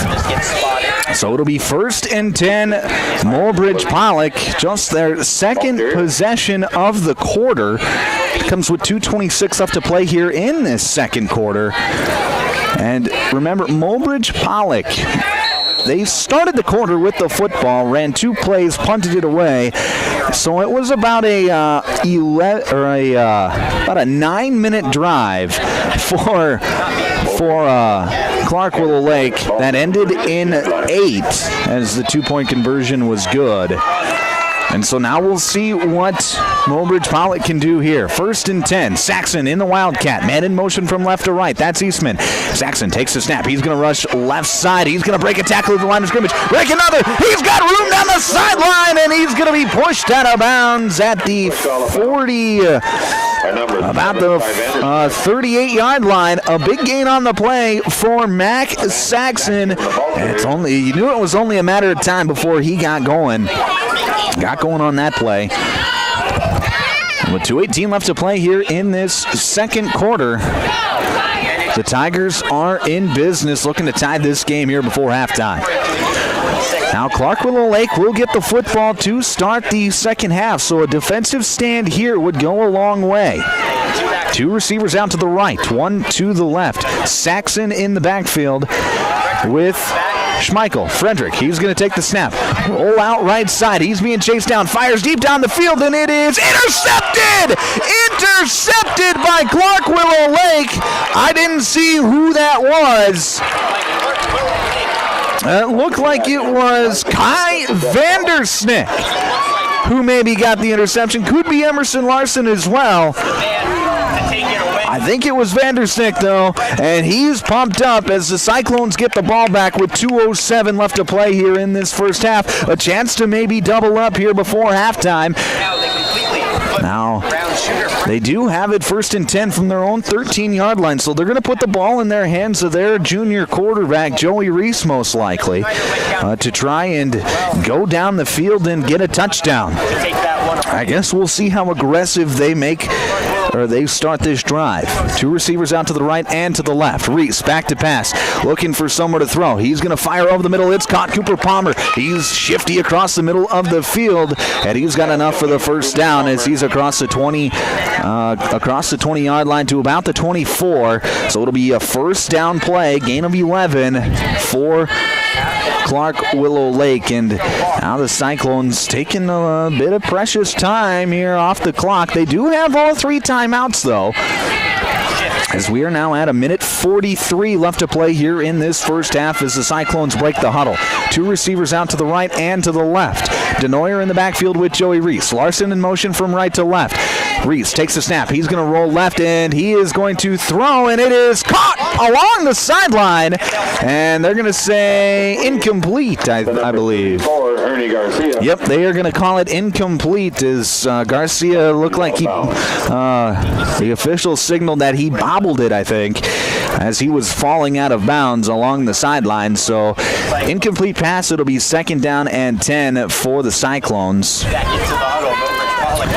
Now you don't, with the clock stopped, you don't have to hurry out of the huddle. Make sure that you get a good play in and that everybody knows what they're doing. It'll be 2 receivers out to the left and to the right. Joey Reese takes the snap. Back to pass. Fires over the right side. Cooper Palmer makes the catch. Stiff arms some man along the sideline, and he's going to be tackled, and they're going to say inbound, so the clock is going to keep running. 1:15 left to play here in this first half. Cyclones do have all 3 timeouts, and they're going to huddle with 1:07 left to play here in this first half. It is 3rd down and 3 for Clark Willow Lake. You don't want to give the ball back to Mobridge-Pollock with good field position and time. So maybe a smart move there by Coach Severson. Here's Joey Reese over the middle. It's caught! Emerson Larson across the 50. It's a 3rd down conversion as he's brought down at the Mobridge-Pollock 47-yard line. And now the Cyclones will call their first timeout. This timeout brought to you by Active Heating. 44 seconds left to play here in this first half. We will break back in 30 seconds here on Power 106.3. At Automatic Transmission and Gear, they keep your vehicle's playbook running smoothly. Just like a star quarterback who knows how to shift gears under pressure, their expert team ensures your transmission and driveline perform at peak efficiency. Whether it's a quick fix or a full rebuild, they'll have you back on the road, executing every drive flawlessly with precision and power behind every move. They're your go-to team for keeping your vehicle in the game. Drive strong with Automatic Transmission and Gear. Take a drive to Cornwell Drug and Gifts in Webster, where you can shop in a quiet atmosphere. Find some amazing novelty items like greeting cards, jewelry, shoes, bags, clothing for babies and adults. Also, Melissa and Doug learning mats, activity books, and toys. Cornwell Drug and Gifts offers a great selection of home decor, soup mixes, sauces, jams, drink mixes, and chocolates. Find it all at Cornwell Drug and Gifts, 701 Main Street in Webster. Good luck, area athletes. From Cornwell Drug. Back here on Power 106.3. Joey Reese throws an interception. It's Easton Eastman. He's returning it back, and he is going to be pushed out of bounds at the Cyclone 35-yard line. So a huge mistake there from Joey Reese as he threw a pass across the middle. It was intercepted by Easton Eastman. We do have a flag down near the line of scrimmage, a couple of them. So we will see what the penalty is, if it's going to take another interception off the board or if it's going to help out the Tigers. Here's the call. It is an illegal block in the back on the return by Mobridge-Pollock. So the Tigers will keep the football with 30 seconds left to play here in this first half, but you'll push them back 10 from the penalty spot. So instead of getting the ball at the 35 of Clark Willow Lake, they'll have it at their own 37. So a big penalty there, as it could take some points off the board for Mobridge-Pollock. They do have 2 timeouts, and they're not afraid to let it fly either, but to go 73 or 63 yards, that's going to be a tough task. Shooter Frederick back over the middle. Ooh, almost intercepted. Jacob Steen fell under that pass, got his hands on it as he dove for it, but was unable to bring it in. And with 26 seconds left, it'll be 2nd down and 10 for the Tigers. Shooter Frederick got lucky on that one. It was a good pass over the middle. Jacob Steen just made a really nice play, breaking on the football, reading Frederick's eyes. Had a receiver open, but Frederick with the diving play, able to break it up. 2 receivers out to the right, 1 to the left. Couple running backs in the backfield with Shooter Frederick. Frederick back to pass. He's going to roll right, fire, and it is caught. That's going to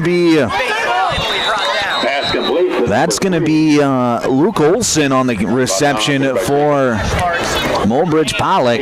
Number 21.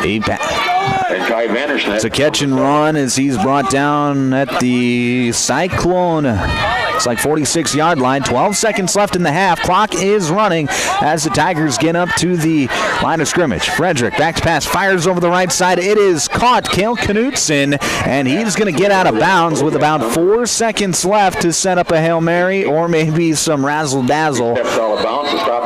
And now we're going to have a timeout called by Mobridge-Pollock, brought to you by Active Heating. We'll keep it right here, however, for this timeout. It'll be 2nd down and 3 with 4 seconds left to play here in this first half. Coming up at halftime, we will have the Jorgensen's Meat Processing and Purple Cow halftime show. We'll recap this exciting first half and get you ready to go for half number 2. Get you some scores from around the state as well as the regular season starting to wind down here in the state of South Dakota. This just the second to last regular season week for Class 11B and all the 9-man classes as well. So the playoff pictures are forming in all 4 of those classes. As for 11A and up, they've still got 2 more regular season weeks after this one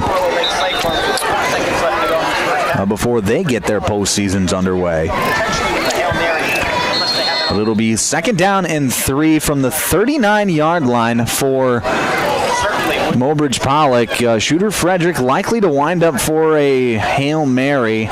2 receivers going to split out left. Couple running backs in the backfield with Shooter Frederick. He's back to pass, and this will be the final play of the half.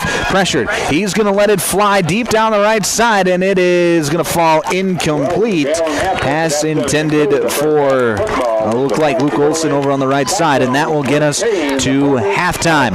14-6 is your score here at the break. Clark Willow Lake able to take the lead going into the locker room. When we come back, it'll be the Jorgensen Meat Processing and Purple Cow halftime show.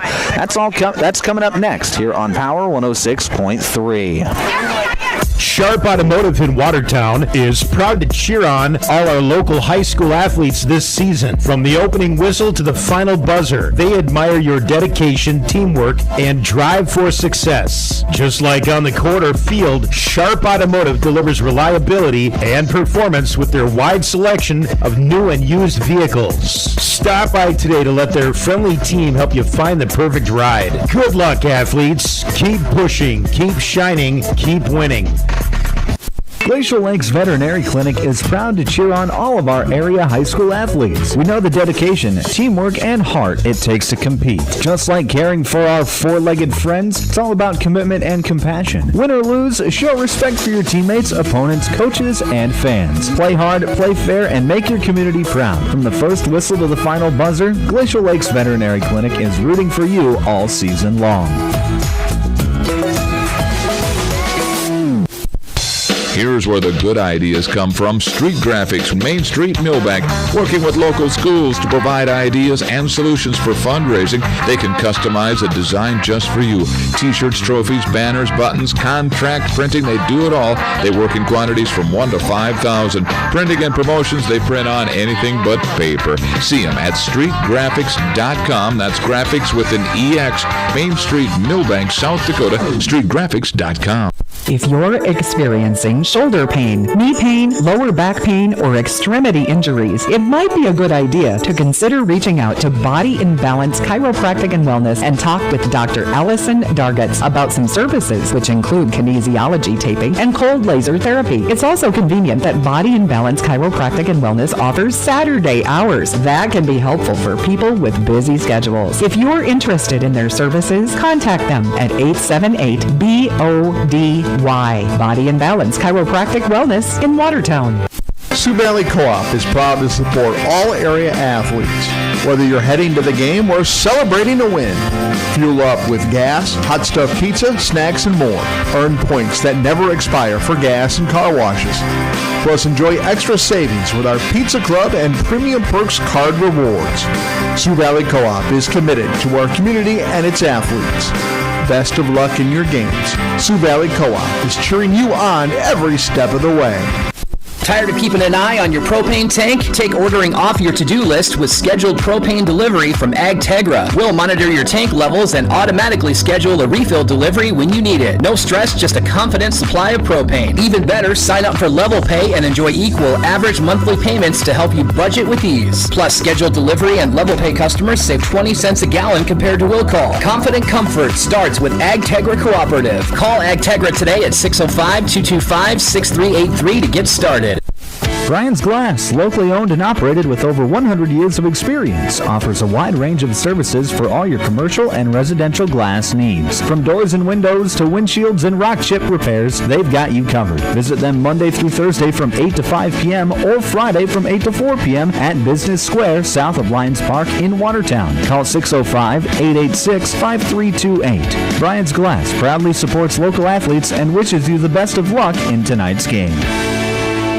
In the mood for some great barbecue? Country Road Barn will satisfy your craving. They offer mouth-watering brisket, baby back ribs, pulled pork, and the juiciest chicken around, all seasoned perfectly. Sauce is a choice, not a necessity. Open Wednesday through Friday to the public from 4 to close with a kitchen serving from 5 to 9. Saturdays are reserved for events. Country Road Barn, located 7 miles north of Watertown. Everything's always better in the country. Country Road Barn wishes all area athletes the best of luck this season.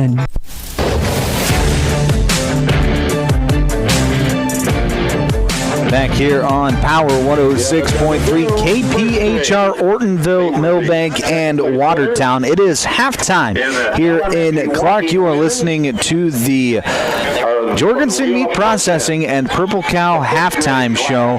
Clark Willow Lake in this top 5 matchup and on their homecoming night host a 14-6 lead here at the break. It has been a lot of good football here tonight. 2 very evenly matched teams. Let's go through the scoring. First, scoring got started off with Mobridge-Pollock as shooter Frederick would hit Cale Knudsen from 45 45 yards out to make it 6-0 after a fumble on the Clark Willow Lake first possession of the game. One play later would answer with that 45-yard touchdown from shooter Frederick to Kale Knutson to make it 6-0 after the PAT was blocked. Then the Cyclones would answer right back. It was Emerson Larson from 21 yards out. He would rush in and make it 6-6 after that PAT was blocked as well. And then it was a 9-minute drive in the second quarter for Clark Willow Lake that ended in a Joey Reese to Lincoln Reedburn 14-yard touchdown pass to make it 14-6 after the 2-point conversion. And that's all the scoring that we've had here tonight. It has been a smash-mouth, hard-nosed football game. Both teams have been a little reluctant to air it out a little bit. We saw a couple of turnovers in this game. Joey Reese has thrown one interception, of course the one fumble as well for Clark Willow Lake. Shooter Frederick, he has thrown an interception as well, almost threw a second right before the halftime as well. So it has been, I wouldn't say sloppy, but I wouldn't say it's been clean. There's just been good football by both teams here tonight. So it's been a lot of fun in Clark in that first half. And I fully expect it to continue as we move closer to the second half. A few notes from that first half. The ground game for Clark Willow Lake has been very impressive. They really spread the wealth when it comes to running the football. Guys like Jacob Steen and Emerson Larson are going to get the bulk of the carries, but then they'll sprinkle in guys like Ernie Garcia as well as Mato Denoyer to get some carries for the Cyclone team as well. So they do a nice job keeping their guys fresh, keeping their legs ready to go as we move closer to the end of this game. So I think it's going to be an exciting second half. For Mobridge-Pollock in that first half, they had a tough time getting Max Saxon going. He's made a couple big plays because he's a good player, but in the run game, the Cyclone defense has really been there, especially on runs up the middle. So it's going to be interesting to see what Mobridge-Pollock does to get the run game going and to what they do to get Max Saxon going. As we all know, he is one of the more dynamic players in the state of South Dakota.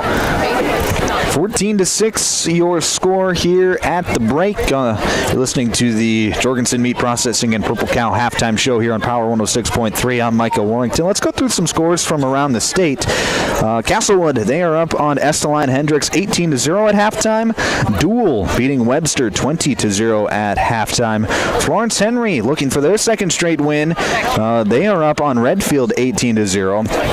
And then DeSmit is beating Great Plains Lutheran at 22-0 at halftime. So it is some good games going on here in the northeast part of the state, but as I look at it, none better than the one that we have here in Clark. Like I said, 14-6 here at the break. When we come back, we will get you ready to go for the second half, get you some keys to the second half, and have your second half kickoff here on Power 106.3. That's coming up next. Active Heating is offering $25 off all HVAC and plumbing service calls during the month of October. You can choose to keep the $25 off or pay it forward to local cancer patients through Cottington County Cares Cancer Foundation. October is also a great time to update your old equipment with a reliable Coleman heating and air conditioning system from Active Heating. When you purchase a new system by the end of October, you can choose from 60 months, no interest financing, or massive rebates up to $3,100 on premium Coleman equipment. Call Active Heating today and get active in the fight against cancer. AGI's all-new MKX2 Series swing-away augers are proven to help you move more grain efficiently. The MKX2 Series is built for durability, serviceability, and versatility. With AGI's MKX2 Series, you can choose the speed you need. In various lengths, the 10-inch tube gets you up to 6,600 bushels per hour, the 13-inch tube up to 11,000 bushels per hour, and the 16-inch tube provides a maximum capacity at 23,000 bushels per hour. Contact Westside Implement in Clark, South Dakota for more information today.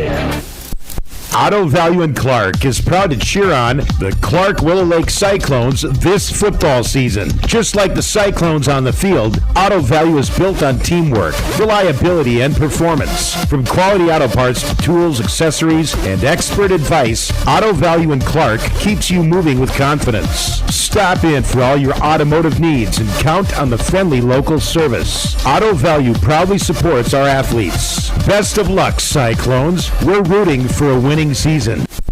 Custom Fabricators Incorporated in Watertown promises to continue to keep their tradition of quality parts and great customer service, which you've come to depend on for over 30 years. They are continuing expanding to better serve their customers. Custom Fabricators is actively involved in community events, promoting and supporting Watertown and the surrounding areas. Custom Fabricators Incorporated of Watertown, the leader for all of your fabrication solutions. Oscar's Machine Shop in Clark is proud to support the Clark Willow Lake Cyclones this season. Just like hard work and determination drive the team toward victory, Oscar's Machine Shop provides precision machining, welding, fabrication, and repair services that you can count on. From small jobs to big projects, Oscar's is here to keep things running smoothly. Wishing the Cyclones a safe, successful, exciting season. Play tough, play smart, and know Clark is cheering you on from Oscar's Machine Shop. Moeller Sheet Metal, your trusted Lennox dealer, is proud to support the Clark Willow Lake Cyclones. They also offer the energy-efficient Hydron Module Geothermal System. Moeller Sheet Metal provides servicing and installation for residential and light commercial HVAC systems. They handle new installations, new construction, and remodels. Count on Moeller Sheet Metal for reliable service and free estimates to keep your home or business comfortable year-round. From the first whistle to the final score, they're cheering for the Cyclones. Play hard, play fair, and make our community proud. World-class service with hometown friendliness. That's what you can expect from the staff of Dave Haler Automotive. And when you come through our doors, we're going to treat you like family. Whether you're looking for a new vehicle from Chevrolet or one of our many nice pre-owned vehicles on our lot. You can also take a look at our classic car showroom, Highway 12 Classics. We offer a full service department, parts department, and a body shop to keep your vehicle on the road and running smoothly. We're conveniently located East Highway 12 in Webster. Review all of our inventory online at HalerAuto.com. Route 66 Salon is cheering loud for the Clark Willow Lake football team this season. Best of luck to the Cyclones. Just like teamwork makes a difference in the game, Route 66 is here for all your beauty needs. Stop by for cuts, colors, perms, and waxing, and keep your glow with the tanning bed, products, and convenient tanning packages. Call Amber today at Route 66 Salon to schedule your appointment. Go Cyclones from Route 66 Salon in Clark. JB's Repair in Clark is proud to cheer on the Clark Willow Lake Cyclones this football season. Just like the Cyclones work hard on the field, JB's Repair works hard to keep you on the road. From oil changes, brakes, and engine repair to general maintenance, you can count on JB Repair for dependable service and honest work. Wishing the Cyclones a season filled with teamwork, success, and big wins. Good luck from all of us at JB's Repair.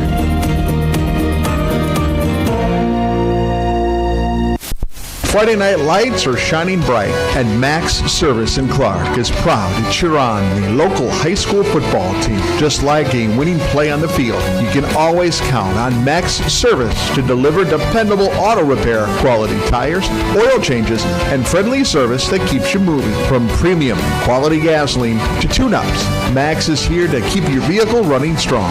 Best of luck this season. Go team! From Max Service in Clark.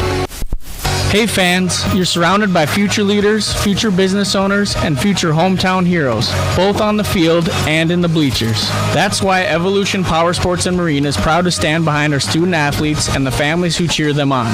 Because for us, it's not just about horsepower and machines, it's about building community, supporting tradition, and celebrating the next generation. So let's hear it one more time for the athletes. Visit evolutionpowersports.com, and whatever you do, if you're looking for the best steaks or brats for your grill, the best bacon you can imagine for breakfast, the best snack sticks or jerky, and the best custom beef, pork, or wild game processing, then you need to check out Jorgensen Meats. Once you've tried their fine products, you'll know why their business has been in operation and expanding since 1989. Jorgensen Meat Processing and the Purple Cow in Waubay wishes all high school athletes best of luck in tonight's game. My mom saved heroes thousands. Our mom, Jody Fiedler, has given thousands of dollars to local heroes using the Homes for Heroes program. If you're in the military, a veteran, teacher, police officer, firefighter, or in the medical profession, you will save money when buying or selling your home. Call Jody Fiedler at Main Street Melody 881-5585. Call my mommy today. Jody, Fiedler, Watertown's, Realtor.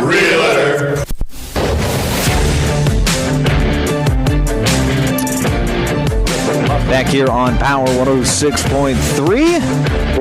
KPHR, Ortonville, Millbank, and Watertown. It is halftime here in Clark as the Cyclones lead Mobridge-Pollock 14-6 on the Glacial Lakes Veterinary Clinic scoreboard. You're listening to the Jorgensen Meat Processing and Purple Cow halftime show. I'm Micah Warrington. About 2 minutes left to go here till the start of the second half. Let's get you some keys to the second half. And for Mobridge-Pollock, that key to the second half is going to be similarly to what their key to the game was, and that is going to be get the Mac going. Mac Saxon hasn't had a whole lot of running space here tonight. He's made a couple of plays, but nothing that's been real game-changing quite yet. I expect him to come alive here in this second half.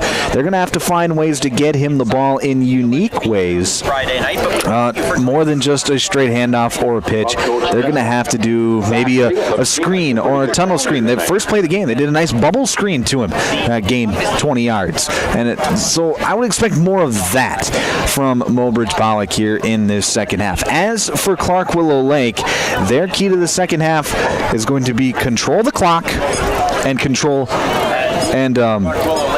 keep the ball in your hands by not turning it over. You can't turn the football over here in this second half. 2 turnovers in that first half. In a one-score game, you cannot do that here in this second half. You have to keep control of the football. Keep that potent offense of Mobridge-Pollock on the sideline. You've done a nice job of that in that first half. You had that 9-minute touchdown drive. You're going to have to do it again here in this second half. And until Mobridge-Pollock decides that they want to stop the run, if I'm Clark Willow Lake and I'm the play caller for the Cyclones team, I am doing exactly what I did during that 9-minute drive. I am cycling guys in and out, running the football. Don't even think about putting the ball in the air. That stops the clock. You got to keep that clock running here in this second half. And it's a big drive to start the second half, as the Cyclones will get the ball to start. So if they can have a long drive, put some points on the board, go up by 2 scores, you're going to put Mobridge-Pollock behind the 8 ball. So the game kind of is in the hands of Clark Willow Lake right now. If the Cyclones score, they become in full control. If they do not score, however, then the control goes back into Mobridge-Pollock's hands. It's that seesaw effect that you see in a lot of these tight football games. We see it all the time in college and in NFL. We're seeing it play out here in high school. So it is. It's going to be very interesting to see what happens here to start the second half. So I'm looking forward to it. I hope you guys are too. Like I said, it'll be Clark Willow Lake football to start this second half. They are up by 8, so a touchdown would, or I don't know what they got for a field goal kicker. If Garcia can, what his distance is, but if they can even put up a field goal, go up by 2 scores that way, you just keep control of the game when you go up by 2 scores in the second half. If I'm Clark Willow Lake, too, on this opening kickoff, I am expecting something of the trickery sorts from Mobridge-Pollock. They know that Clark Willow Lake has the game in their hands right now, so I wouldn't be surprised to see maybe an onside kick or a surprise onside kick here. It'll be Shooter Frederick to kick off for the Tigers, and he will send it deep. Lincoln Reedburn on the return. He's going to bring it up the middle, break one tackle across the 30, and brought down at the 35-yard line. So a nice return there from Lincoln Reedburn, and it'll be 1st and 10 Cyclones from their own 35-yard line. Start of the third quarter. This third quarter is brought to you by Westside Implement. Thank you to Westside Implement for being our third quarter sponsor here tonight. Headed towards Willow Lake. Clark Willow Lake will be going from left to right on your radio dial. 1st and 10 from their own 35-yard line. 2 receivers split out on either side of the formation. Larson in motion. He will get the handoff. It's a pass. Larson, he's going to be drugged down. Max Saxon. What a play there by Max Saxon to read the play, realize that Emerson Larson was looking to throw, and then gobble him up in the backfield. It's a loss of nearly 10. It'll be 2nd and very long for the Cyclones. Not the way that you wanted to start off the half if you are Clark Willow Lake. You tried to catch Mobridge-Pollock off guard. It does quite the opposite. Talk about backfire. And it'll be 2nd and 19. Now you're way behind the sticks. 2 receivers out to the right, 1 to the left. Joey Reese. He's going to hand it off to Garcia. Makes the man miss at the line of scrimmage. Keeps those legs moving forward across the 30 and gets back to nearly the original line of scrimmage. So it's a 9-yard rush there from Ernie Garcia. And it'll be 3rd down and 10 for the Clark Willow Lake Cyclones. 10:48 left to play here in this third quarter. A 3-and-out would be exactly what Mobridge-Pollock wanted out of the half. 2 receivers on either side of the formation. Joey Reese takes the snap, looking right. He's going to fire right. He throws it to Cooper Palmer, who makes a reception short of the sticks. Needed to get to the 45. He only got to the 43, so he'll be a couple yards shy. And now it's decision time for Clark Willow Lake, and it looks like they're going to send the punting unit out. Coach Severson not wanting to go for it here. They're going to send the punting unit out, and it'll be Emerson Larson to kick it away. It'll be Eisman and looks like Saxon back to return. It's a high spiraling kick, and Eisman's going to let it bounce, and he's going to pick it up near the goal line, and he is going to be brought down inside the 10 at the 9. So what? It was going to roll into the end zone for a touchback. A mistake there by Easton Eastman, and it'll be 1st and 10 Mobridge-Pollock after the booming Emerson Larson punt. And I guess if you're going to decide to kick it away, that's about as good of a result as you could have hoped for if you're head coach David Severson. So it'll be 1st and 10 Tigers from their own 9-yard line. And that ball was definitely going to bounce into the end zone for a touchback, meaning that the Tigers would have gotten it at the 20-yard line. Instead, they get it at their own 9. It'll be Frederick in the shotgun. 3 receivers out to the right, motioning a man back tight to the formation. That's Schmeichel. Here's going to be a pitch out wide to Max Saxon. He's going to make a man miss, bounce off a would-be tackler, and be drugged down at the 15-yard line. A nice 6-yard gain there from Max Saxon. And it'll be 2nd down and 4. Nice run there. You just can't keep that man down for long. He is as good of a running back as there is here in the state of South Dakota. A tall task that has been met so far for this Cyclone defense. 2 receivers out to the right, 1 to the left. Saxon going to get the carry, off tackle right. He's going to make a man miss. Cut it upfield, and he's going to bounce it outside across the 25 and pushed out of bounds at the, we'll see where they mark him. They're going to say at the 32-yard line. So a nice run there for Max Saxon, and maybe he's starting to heat up a little bit as it's back-to-back good runs for Saxon. It'll be 1st and 10 Tigers from the 32-yard line. So after having it 1st and 10 from their own 9, they get out of the shadow of their own end zone. 2 receivers out to the right, 1 to the left. Saxon going to get his 3rd straight carry up the middle. He's going to break a tackle and just tripped up across the 40 to the 41. Another nice run there from Max Saxon. It's a gain of 9, and it'll be 2nd and 1. And right now, Saxon, you can just feel it. He is oh so close to breaking one out. This is where, if you're Clark Willow Lake, you know who's getting the ball. You just got to stop it. 2 receivers out to the left, 1 to the right. Man in motion from right to left, and he will get the carry. That will be number 11, bouncing outside, and he will be pushed out of bounds after coming it upfield at the 45-yard line. Flag is down in the backfield, though, and I think this one's going to be coming back. That was Dylan Feldheim on the carry for Mobridge-Pollock, and it is going to be an illegal block in the back on Mobridge-Pollock. It's a 10-yard penalty from the spot of the foul, so instead of it being 2nd down and 1, it is going to be 2nd and about, math is hard, about 17. So, costly penalty for Mobridge-Pollock, and now at 2nd and 17 from your own 24-yard line. 17.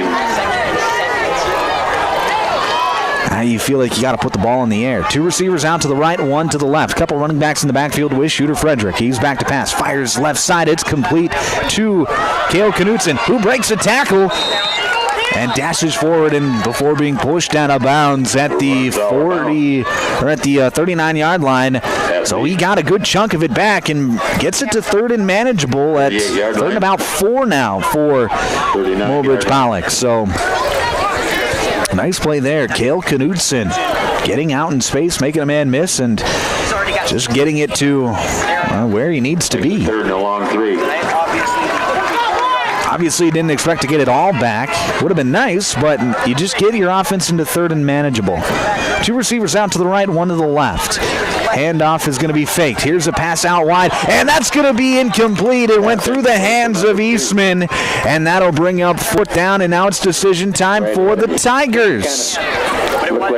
And it looks like Frederick, looking over to his coach, he wanted to go for it, but it looks like they are going to send the punting unit out indeed. So with 8:09 left to play here in this 3rd quarter, Mobridge-Pollock, their drive stalls out after the penalty, and they will send it away. We'll see if it's potentially a fake punt. This would be about the position of the field that you do it. Frederick takes a snap, and he does indeed kick it away. Cooper Palmer going to let it bounce in front of him and just get away. And the ball is going to be down at the 30-yard line. So it'll be 1st and 10 Cyclones with 7:58 left to play here in this 3rd quarter at their own 30-yard line. And, they tried a little trickery, got behind the sticks to start the half. Now, ball's going to be right smack dab on the 30-yard line. Now it's one of those drives where now you start to chew the clock. You tried to hit a big play to start the half, get the crowd fired up, but now this is where the grind starts. 2 receivers out to the right, 1 to the left. Looks like Larson is in the backfield with Reese. Handoff going to go to Garcia in motion from right to left. He's going to bounce it outside, cut it upfield, and he's going to be brought down after a 4-yard gain. Nice run there from Ernie Garcia, who has bounced back nicely from that opening drive punt, or fumble rather. He has, like I said, bounced back nicely, had a few good carries, hasn't broken one loose, but he's been getting about 3-4 yards a pop on his carries here tonight. It'll be 2nd down and 6 from the 34-yard line for Clark Willow Lake. It'll be Denoyer in the backfield as well as Emerson Larson with Joey Reese. 2 receivers split out to the left, 1 to the right. Reese takes a snap, hands it off to Larson, trying to find a hole. He's going to bounce it outside and get stacked up after rushing forward for about a 3-yard gain. There was a pack of Tigers in there to stop Larson on that play, but it gets it to 3rd and short at 3rd and 2 now. Well, call it a long 2, short 3 for Clark Willow Lake from their own 37-yard line. So 3rd and 3, got to get to the 40. This is a big play here for both teams. 6:44 left to play here in this third quarter. Joey Reese in the backfield. 2 receivers split out on either side. Reese back to pass, fires left side. It's tipped around, intercepted. It is intercepted, and down the sideline goes, I believe that was number 3, Luke Olson on the interception. It could have been Eastman as well. But he brings it back and is pushed out of bounds at the 19-yard line. So a big turnover there by Clark Willow Lake, and now it's the Tigers' turn to respond. The 3rd turnover of the night for Clark Willow Lake. And the only points of the night for Mobridge-Pollock have been scored off of turnovers. Brings it all the way back. 1st and 10. Chance to maybe score some more points off of the turnovers for the Tigers as they have it at the Cyclone 18-yard line. 1st and 10. Man in motion from right to left. Frederick in the shotgun is going to fake the handoff to Saxon. Fire it off to Eastman. That's a backwards pass. It's picked up by Cooper Palmer. He's going the other way. And it's a touchdown for the Cyclones. What looked like was going to be a Tiger score turns into a Cyclone score after the backwards pass was fumbled. And Cooper Palmer takes it 80 yards the other way for the touchdown. Fumble lateral and picked up by... An incredible play, an incredible turn of events for the Cyclones as they now lead 20-6. And it looks like they are going to send I believe the kicking unit out there. Darcy, we're trying to watch the football game. The first time all season it's been taking a 2-score lead. It'll be a 2-point attempt as Emerson Larson and Jacob Steen are in the backfield in the Wildcat. Joey Reese on the sideline. Handoff going to go to Steen up the middle, and he is in for the score. 22-6 your score after the fumble recovery for a touchdown. 6:15 left to play here in the third quarter. Clark Willow Lake leads. More football next here on Power 106.3. Anytime is a good time for breakfast at Page's Place. Breakfast served all day. Enjoy a full menu, evening specials, Page's homemade breads, desserts, sauces, dips, and soups. Treat the whole family with dine-in, carry-out, curbside, and DoorDash options. You'll receive the best service in town at Page's Place. Page and his staff proudly support youth sports and wish all area athletes a successful season. Visit Page's Place Cafe and Grill across from McKinley Park in Watertown or follow on Facebook. From Friday night lights to packed gyms and roaring crowds, high school sports brings our community together in the best way. At Riddle's Glass in Watertown, they're proud to support all our area schools, athletes, and coaches. Your hard work, dedication, and teamwork inspire us every day. Whether you're chasing championships or simply playing for the love of the game, we're cheering you on. Here's to a season filled with sportsmanship, effort, and hometown pride. Riddle's Glass in Watertown, a proud supporter of our area athletes.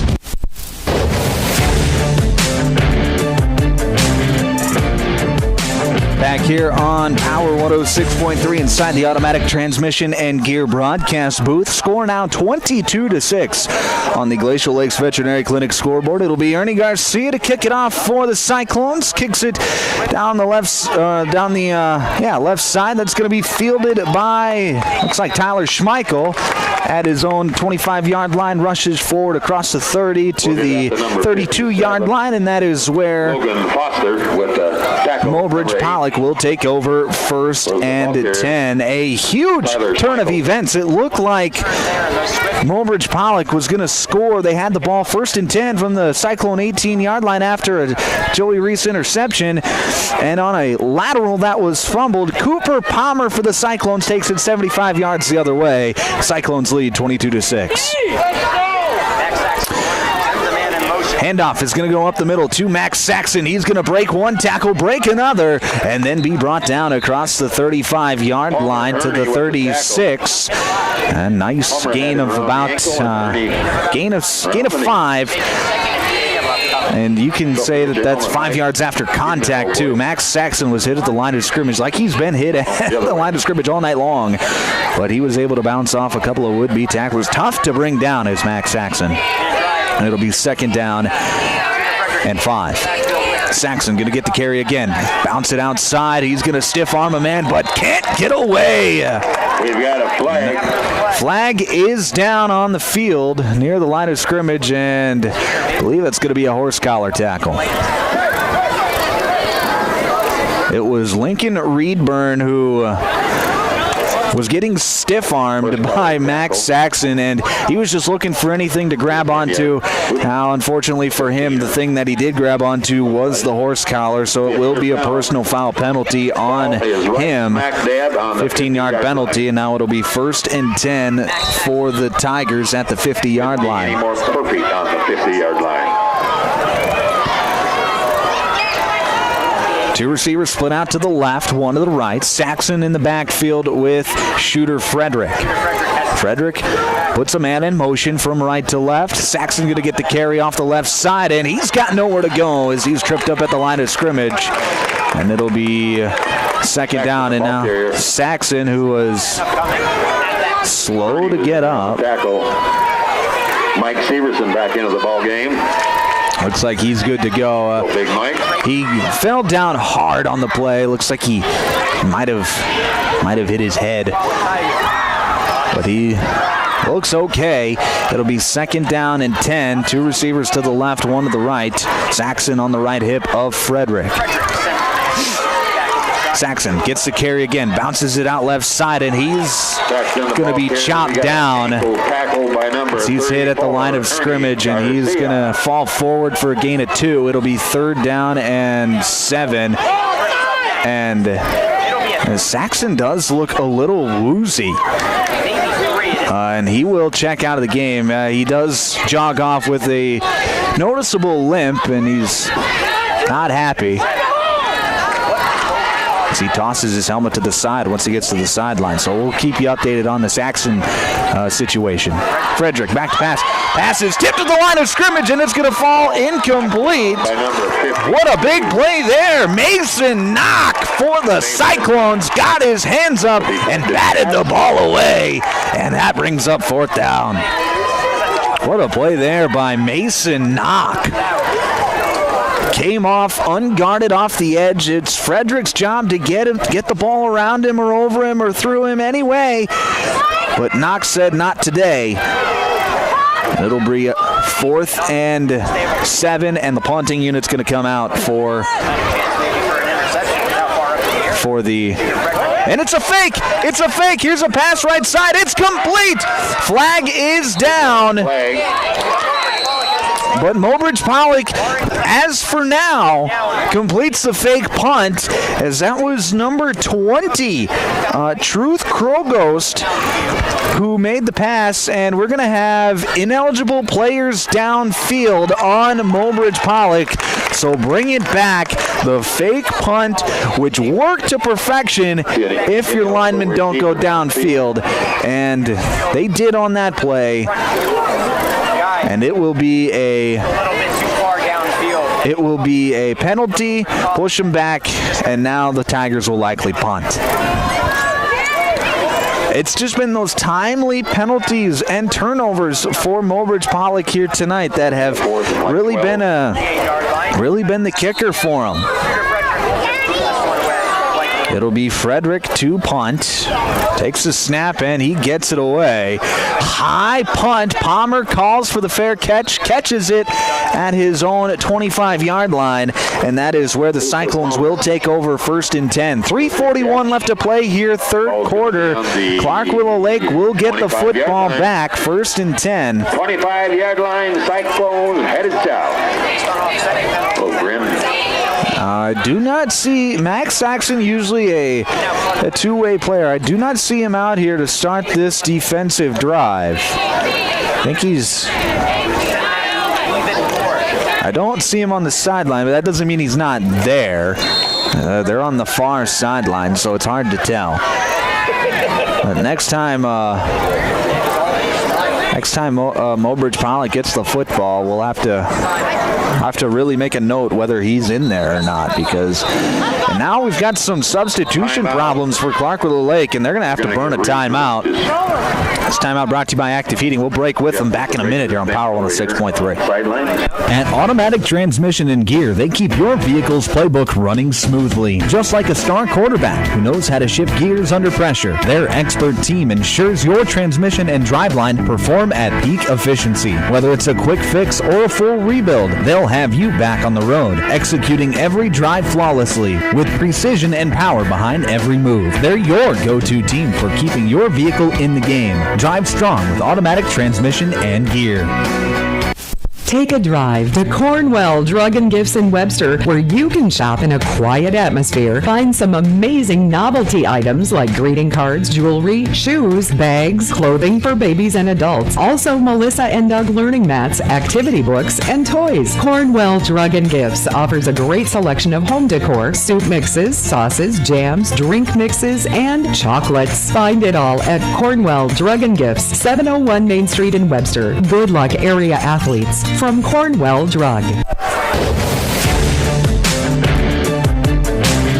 Back here on Power 106.3, Emerson Larson going to take the Wildcat snap. He's going to rush left side. He's got room down the sideline. Larson off to the races. He is gone. Touchdown, Cyclones! 75 yards. 75 yards on the first play of the drive. Emerson Larson, his second touchdown of the night. And the Cyclones have broken this one open at 28-6.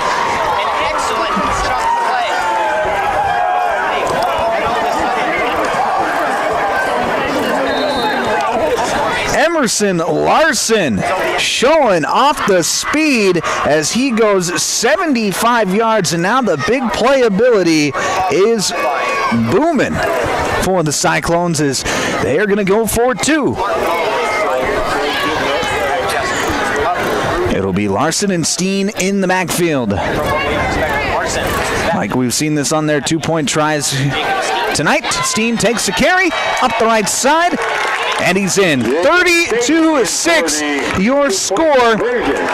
3:26 left to play here, third quarter. Clark Willow Lake up on the Glacial Lakes Veterinary Clinic scoreboard. More football next here on Power 106.3. Sharp Automotive in Watertown is proud to cheer on all our local high school athletes this season. From the opening whistle to the final buzzer, they admire your dedication, teamwork, and drive for success. Just like on the quarter field, Sharp Automotive delivers reliability and performance with their wide selection of new and used vehicles. Stop by today to let their friendly team help you find the perfect ride. Good luck, athletes. Keep pushing, keep shining, keep winning. Glacial Lakes Veterinary Clinic is proud to cheer on all of our area high school athletes. We know the dedication, teamwork, and heart it takes to compete. Just like caring for our four-legged friends, it's all about commitment and compassion. Win or lose, show respect for your teammates, opponents, coaches, and fans. Play hard, play fair, and make your community proud. From the first whistle to the final buzzer, Glacial Lakes Veterinary Clinic is rooting for you all season long.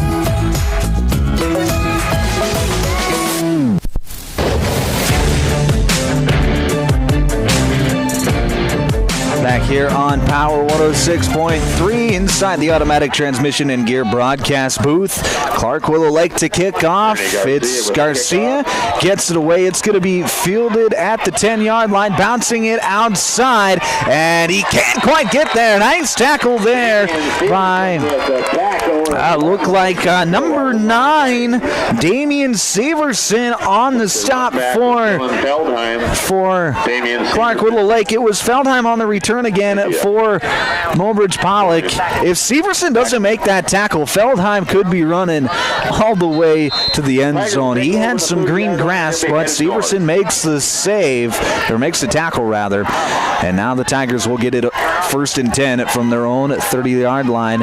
And good to see Max Saxon back in there for Mobridge-Pollock. So we saw him limp off. He looks like he's good to go. He will get this carry. He's going to be hitting the backfield. Hurdle a defender! And that's going to bring out a flag. But that might be the most athletic play I've ever seen. Max Saxon just jumped over a defender. I didn't see who the defender was. I think it might have been... 5-yard gain if the play stands. I'm not sure who the defender was. He wasn't kneeling down or going for his legs, so it's going to be a penalty on Mobridge-Pollock on Max Saxon. A 15-yard penalty. There are some plays that are made that, even if by the letter of the law are penalties, because of their coolness and you should get a little extra points for style points, I think. And Max Saxon would have earned those style points on that play, as he jumped over a defender standing almost straight up. So he jumped about 6 feet in the air, cleared him, landed on his feet, and ran forward for another 5 yards. It'll be Frederick, back to pass, fires left side, incomplete. Pass intended for Eastman, and it'll be 2nd down and 25 for the Tigers. 2:57 left to play here in the third quarter.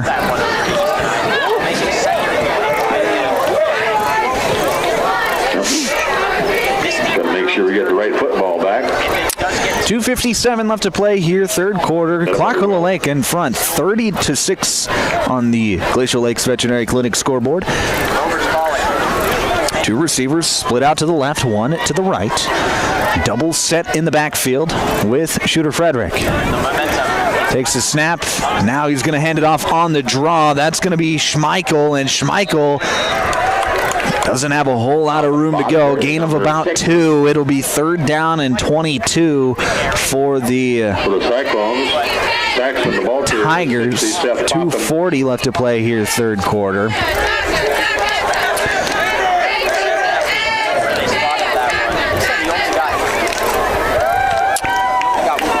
So 3rd and long, very long for Mobridge-Pollock.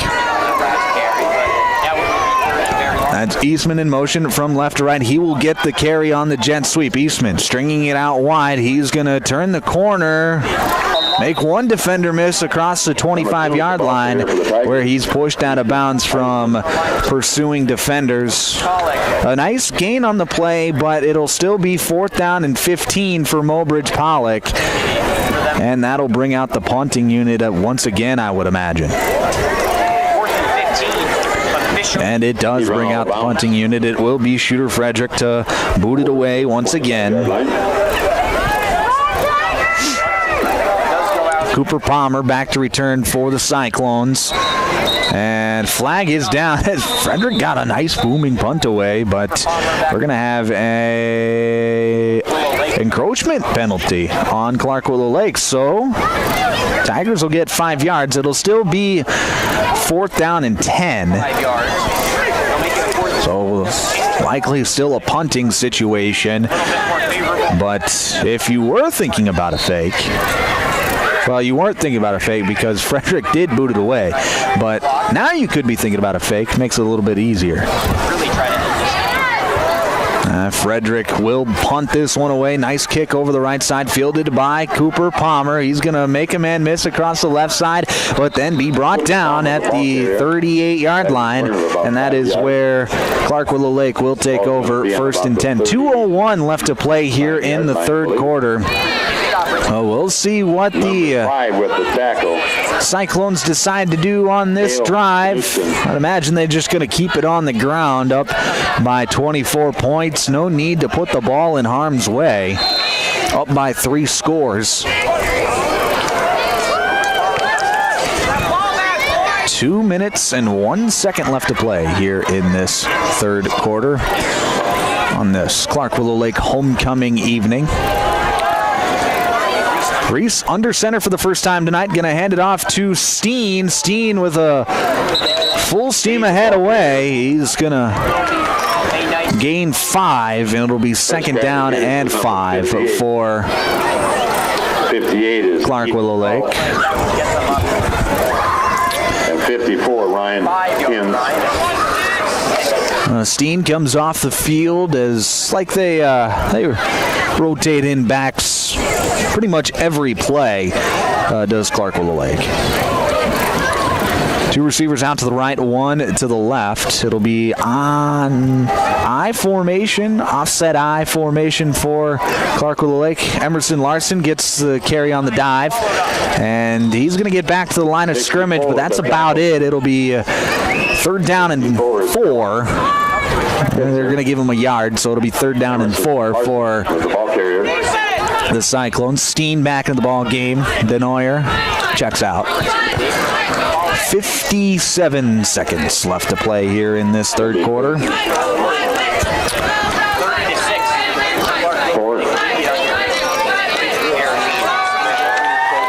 Two receivers going to split out to the left, one to the right. Joey Reese going to go back under center in the I formation.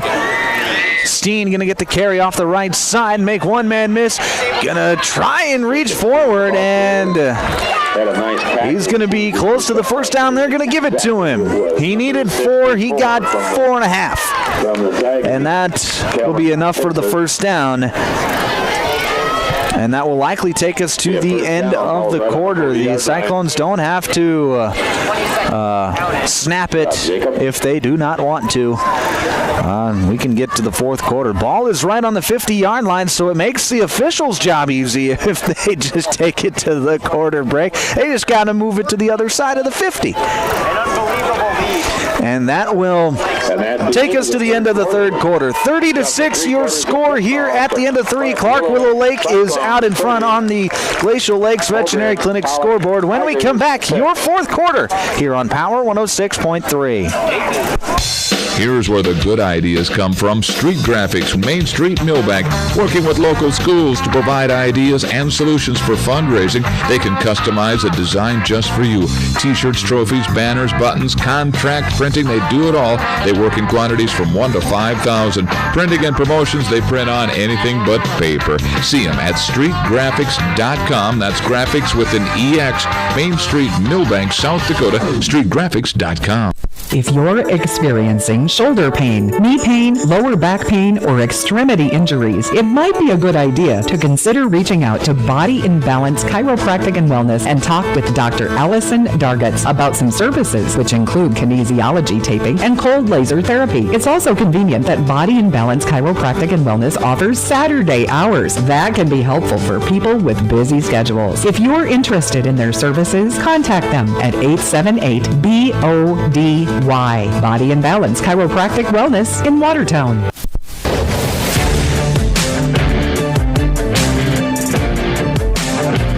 Back here on Power 106.3, it's the start of the fourth quarter. First and 10, Cyclones from the 50. Here's going to be a pitch out left side. Emerson Larson finds a lane. He cuts it open, and he is in the clear. Emerson Larson, he is gone. Touchdown, Cyclones. Emerson Larson from 50 yards out, his third touchdown of the night, third explosive touchdown of the night. And Clark Willow Lake extends their lead to 36-6. You young halfbacks sitting on the bleachers when you see your Emerson Larson, have yourself a day, young man. Absolutely. Makes a world of difference. 36-6. The score on your Vision Care Associates scoreboard. Clark Willow Lake will go for 2. They're going to line up under center again. Joey Reese puts a man in motion. That'll be Garcia. Fakes the handoff, gives it to Steen, and Steen off the right side is in. So one play into the fourth quarter. Clark Willow Lake extends their lead. It's 38-6 with 11:49 left to play here, fourth quarter. We will break. Back in a minute here on Power 106.3. Sioux Valley Co-op is proud to support all area athletes, whether you're heading to the game or celebrating a win. Fuel up with gas, hot stuff pizza, snacks, and more. Earn points that never expire for gas and car washes. Plus, enjoy extra savings with our Pizza Club and Premium Perks card rewards. Sioux Valley Co-op is committed to our community and its athletes. Best of luck in your games. Sioux Valley Co-op is cheering you on every step of the way. Tired of keeping an eye on your propane tank? Take ordering off your to-do list with scheduled propane delivery from AgTegra. We'll monitor your tank levels and automatically schedule a refill delivery when you need it. No stress, just a confident supply of propane. Even better, sign up for Level Pay and enjoy equal average monthly payments to help you budget with ease. Plus, scheduled delivery and Level Pay customers save 20 cents a gallon compared to will call. Confident comfort starts with AgTegra Cooperative. Call AgTegra today at 605-225-6383 to get started.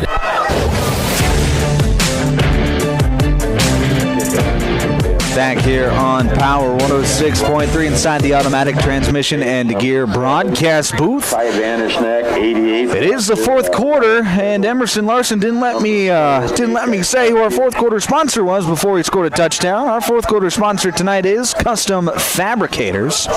Here is the kick. It is going to be high and bounce, and it is loose near the 30-yard line. There's a battle for it, and the Cyclones have it. The Cyclones have it on. Brian's Glass, locally owned and operated. It was definitely not a purposeful onside kick, but it worked out that way, and the Cyclones will take over 1st and 10 after recovering the loose ball. It looked like, I didn't see who the kicker was. It was not Ernesto Garcia. But now it'll be Cyclone football with 11:46 left to play here in this fourth quarter, with a chance to go up by 35 or more and get it to a running clock, something that I did not think we would have here tonight. I expected this to be close throughout, and it was close at halftime. It was 14-6 at halftime, but a huge 24-point burst here in this second half for the Cyclones, and they could maybe get us to a running clock. Joey Reese fakes a handoff. He's going to roll right side. Fire, incomplete, intended for Garcia. And it'll be 2nd down and 10. So an interesting decision there to pass the football, but it does not work. And with 11:41 left to play here in this fourth quarter, it'll be 2nd down and 10. Cyclones keeping their starting offense out there. 2 receivers out to the left, 1 to the right. Offset eye for the Cyclones as Reese goes under center.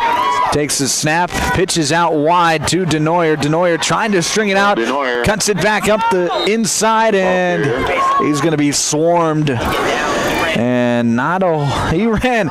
So the field is 50, I believe it's 56 yards across. He probably ran about 40 of them and gained about a yard forward. It'll be 3rd down and 9. We don't have 61. Communication, good night, maybe. And Jacob Steen back in the ball game as Denoyer will head to the sideline. 11 minutes left to play here in this fourth quarter. It'll be 2 receivers split out to the right, 1 to the left. It'll be Steen and Larson in the backfield. Reese under center. And in motion, that's going to be Garcia. He's going to get the carry, rush up field, and get to about he's going to fall forward for, looks like, an extra yard or 2, as he was hit at the 20. Looked like he was going to be stacked up there, but instead he's going to fall forward for a gain of 7, and it'll be 4th down and 2 for the Cyclones. So chance to pick up get a 4th down conversion for the Cyclones offense. This is Garcia, nice run there on the off-tackle play. He fumbled on the first drive of the game. He has bounced back tremendously here as this game has moved along, has Ernie Garcia. He's been getting about 3, 4, 5 yards a pop every time he carries the football. And timeout. The Cyclones were late getting out of the huddle, and they're going to have to burn their second timeout of the half. This timeout brought to you by Active Heating.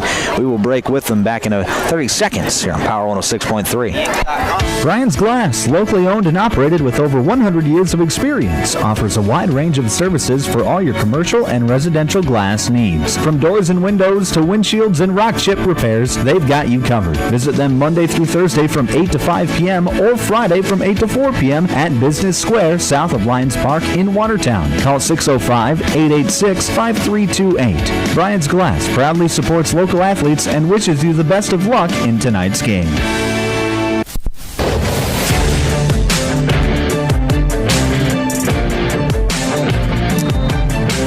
Back here in Clark, after the Active Heating timeout, it will be 4th down and 3 for Clark Willow Lake.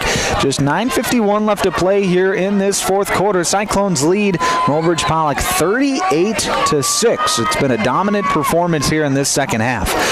Joey Reese going to go under center. He's going to hand it off to Jacob Steen, and he is in the clear. Touchdown, Cyclones on 4th and 3. Jacob Steen takes it 19 yards for his first touchdown of the night, and that makes it 44-6.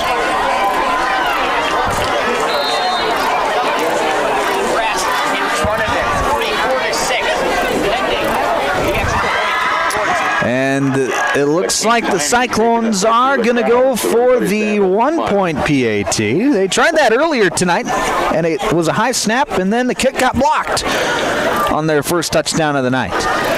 Levi Atkins in for the point extra. It'll be number 70, Levi Atkins, to kick the extra point. Here's the snap, the hold. Flag is out. Kick was no good. We'll see what the penalty flag is, though. Might get to redo it. And if the play stands, that'll be the third. That'll be a personal foul on Mobridge-Pollock, leverage play.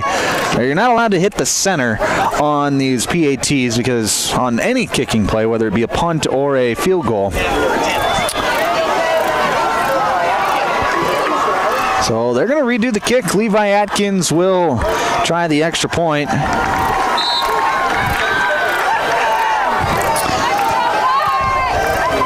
Here's the kick. It is up. And that one looked like it got blocked as well, so it is no good. 44-6 will stay the score with 9:46 left to play here, fourth quarter. We'll break back in another minute here on Power 106.3. In the mood for some great barbecue? Country Road Barn will satisfy your craving. They offer mouth-watering brisket, baby back ribs, pulled pork, and the juiciest chicken around. All seasoned perfectly. Sauce is a choice, not a necessity. Open Wednesday through Friday to the public from 4 to close with a kitchen serving from 5 to 9. Saturdays are reserved for events. Country Road Barn, located 7 miles north of Watertown. Everything's always better in the country. Country Road Barn wishes all area athletes the best of luck this season. Active Heating is offering $25 off all HVAC and plumbing service calls during the month of October. You can choose to keep the $25 off or pay it forward to local cancer patients through Cottington County Cares Cancer Foundation. October is also a great time to update your old equipment with a reliable Coleman heating and air conditioning system from Active Heating. When you purchase a new system by the end of October, you can choose from 60 months, no interest financing, or massive rebates up to $3,100 on premium Coleman equipment. Call Active Heating today and get active in the fight against cancer.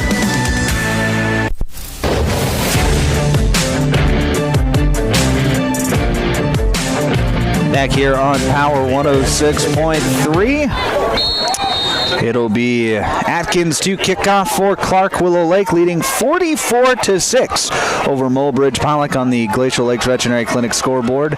Another short kick that's going to be fielded at the 30-yard line by Tyler Schmeichel, and that is where Mobridge-Pollock will take over 1st and 10. We do have a running clock due to the Cyclones getting up by more than 35 points at 44-6. You can do the math. I think that checks out to 38 points.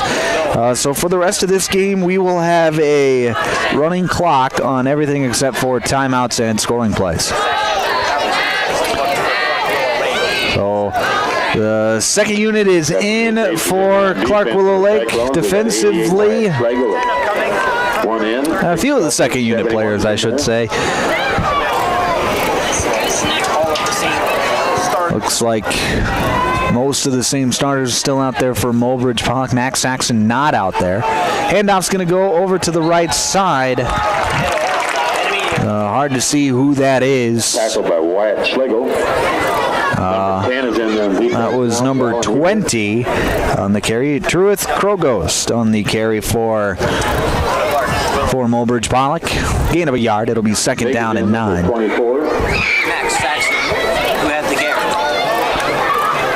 It'll be two receivers out to the left, one to the right. Frederick still in the shotgun with Krogost and Schmeichel in the backfield with him. Frederick, back to pass. He's going to fire deep down the right sideline, and it is intercepted. It's going back the other way, and we're going to have a flag down as it's going to be an illegal blindside block. But we're going back the other way still as the ball crosses the 40-yard line and pushed out of bounds at the 35. That was number 7, Kai Vandersnick, getting the interception for Clark Willow Lake. And it's going to be coming back as there was a pretty obvious blindside block that happened right as the return started. So Clark Willow Lake will still keep the football. They just won't have as good a field position. I believe the Cyclones are going to put their second unit out there offensively, as it looks like a few of the younger players are getting ready to go in, which, hey, it's homecoming. Why not, right? So it is an illegal blindside block on Clark Willow Lake, so push them back 15 yards.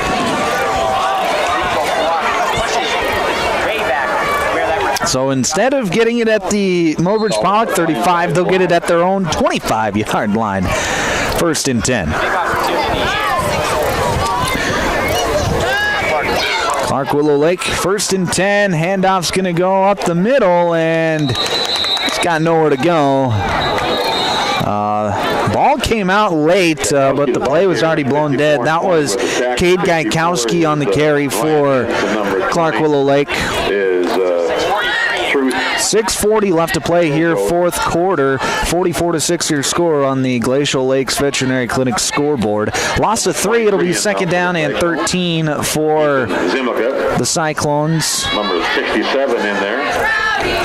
Mason Severson. It's going to be two receivers split out to the right, one to the left. Caden Wookie, a quarterback now, number 12. As Caden Wookie is the quarterback for the Cyclones. Carry is going to go to Jackson Stormo, and he's going to rush forward and get tackled across the 30 after a nice gain. Flag does come out, however.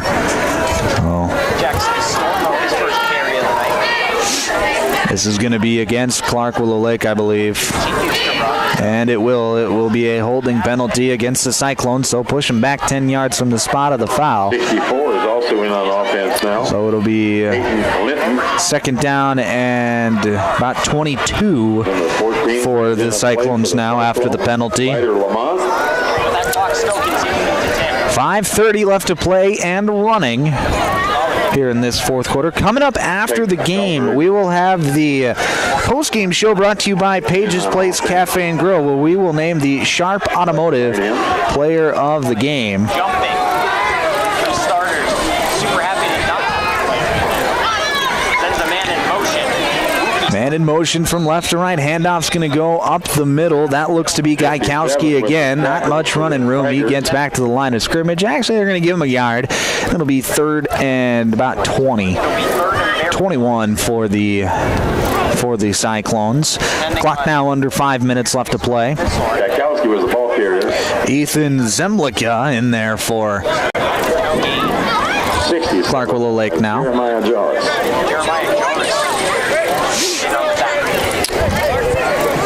Caden Wookie, the sophomore quarterback, in there under center. Gaikowski in the backfield.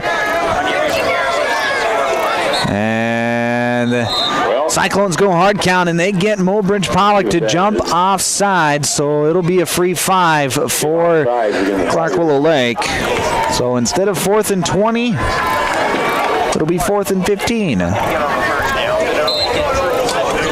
Or sorry, 3rd and 15, rather. It'll be, clock will go under 4 minutes to play here in this fourth quarter as the younger players are getting some varsity minutes here tonight. 2 receivers split out on either side. It'll be Wookie under center. He's going to send in man in motion. Flip is going to go out to Gaikowski right side. He's got running room. Cuts it up. Flag comes out. And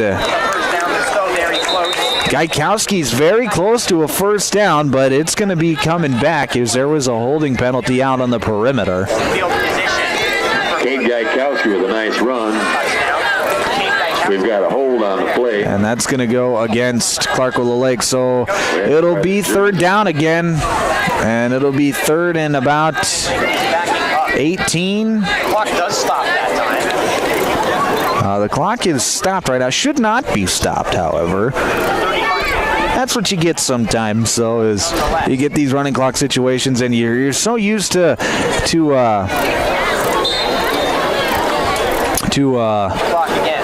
stopping the clock on these penalties just because that's the proper thing to do. But when you got 35-point deficit, you got to run that clock. Wookie back to pass. He's going to fire over the right side, and that is going to be intercepted by Mobridge-Pollock. Jesse James Schmidt with the interception for Mobridge-Pollock. Coming on the field for and so that'll be a turnover, and Mobridge-Pollock will take over 1st and 10 from the 39-yard line. So Wookie throws one pass, and unfortunately for him, gets intercepted. That's just the way it goes sometimes. It was a nice ball, had a man there, but nice play there by Jesse James Schmidt as well to get over there, get the interception from his safety spot. 2:45 left to play here, fourth quarter. 2 receivers out to the right, 1 to the left.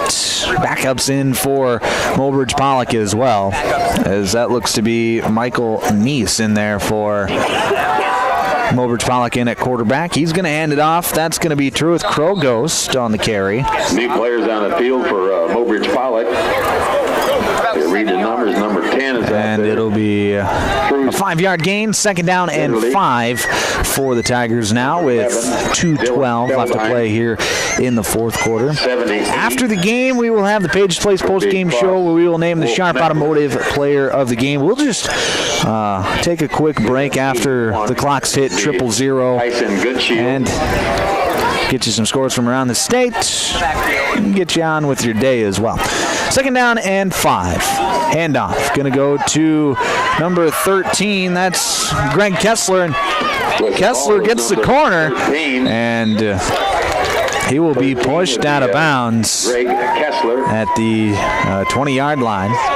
67 and 14 ran him all about. 67 with the 22-yard line. So it'll be a first down for Mobridge-Pollock. Nice run there by Kessler. And with 90 seconds left to play, it'll be 1st and 10 Tigers. Team, as I read off the starters for them, they only started 2 seniors tonight. 21-yard line. It'll be Neese in the backfield, 2 running backs in there. Handoff going to go to Kessler again, and he's met in the backfield, nowhere to go. And that'll be a loss of 2. 2nd down and 12 now for Mobridge-Pollock. 60 seconds left to play here in Clark.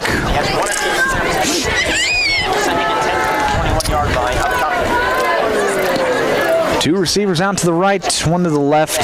Neese in the backfield. He will hand the ball off to Nessler again. And Nessler, he's going to be hit at the line of scrimmage, drag a couple players forward, gain maybe a yard. And that'll bring up 3rd down and 10. Mobridge-Pollock does not have to snap it if they don't want to, but I would imagine with their second unit in there that they will want to get another play or 2 in. 2 receivers out to the right, 1 to the left. Neeson shotgun formation. He's going to take the snap with 10 seconds left. Back to pass, fire deep down the left side, and that's going to fall incomplete. And that is going to conclude this ball game. Clark Willow Lake, they get a homecoming victory in this top 5 matchup. They extend their winning streak to 5 and are now 6-1 on the year after their 44-6 win over Mobridge-Pollock. The Tigers, they fall to 6-1 on the year, their first loss of the season. And it was a good game at halftime, but a big second half for Clark Willow Lake propels them to this homecoming victory. We're going to take a break. When we come back, it will be the Pages Place post-game show. We'll recap this one, get you ready to go for next week here on Power 106.3. Final week of the regular season, and then we get the postseason underway. But we'll have the Pages Place post-game show, named the Sharp Automotive Player of the Game, coming up next here on Power 106.3. AGI Westfield has been making augers since 1951 and has become a leader in the industry, continuing to create innovative products with the help and feedback of farmers. AGI's Westfield has one goal in mind: to make the best augers available. From the parts to the finished product, countless hours of research and development are put AGI Westfield. The industry continuing to create South Dakota. For more information today. Auto Value in Clark is proud to cheer on the Clark Willow Lake Cyclones this football season. Just like the Cyclones on the field, Auto Value is built on teamwork, reliability, and performance. From quality auto parts to tools, accessories, and expert advice, Auto Value in Clark keeps you moving with confidence. Stop in for all your automotive needs and count on the friendly local service. Auto Value proudly supports our athletes. Best of luck, Cyclones. We're rooting for a winning season. Custom Fabricators Incorporated in Watertown promises to continue to keep their tradition of quality parts and great customer service, which you've come to depend on for over 30 years. They are continuing expanding to better serve their customers. Custom Fabricators is actively involved in community events, promoting and supporting Watertown and the surrounding areas. Custom Fabricators Incorporated of Watertown, the leader for all of your fabrication solutions.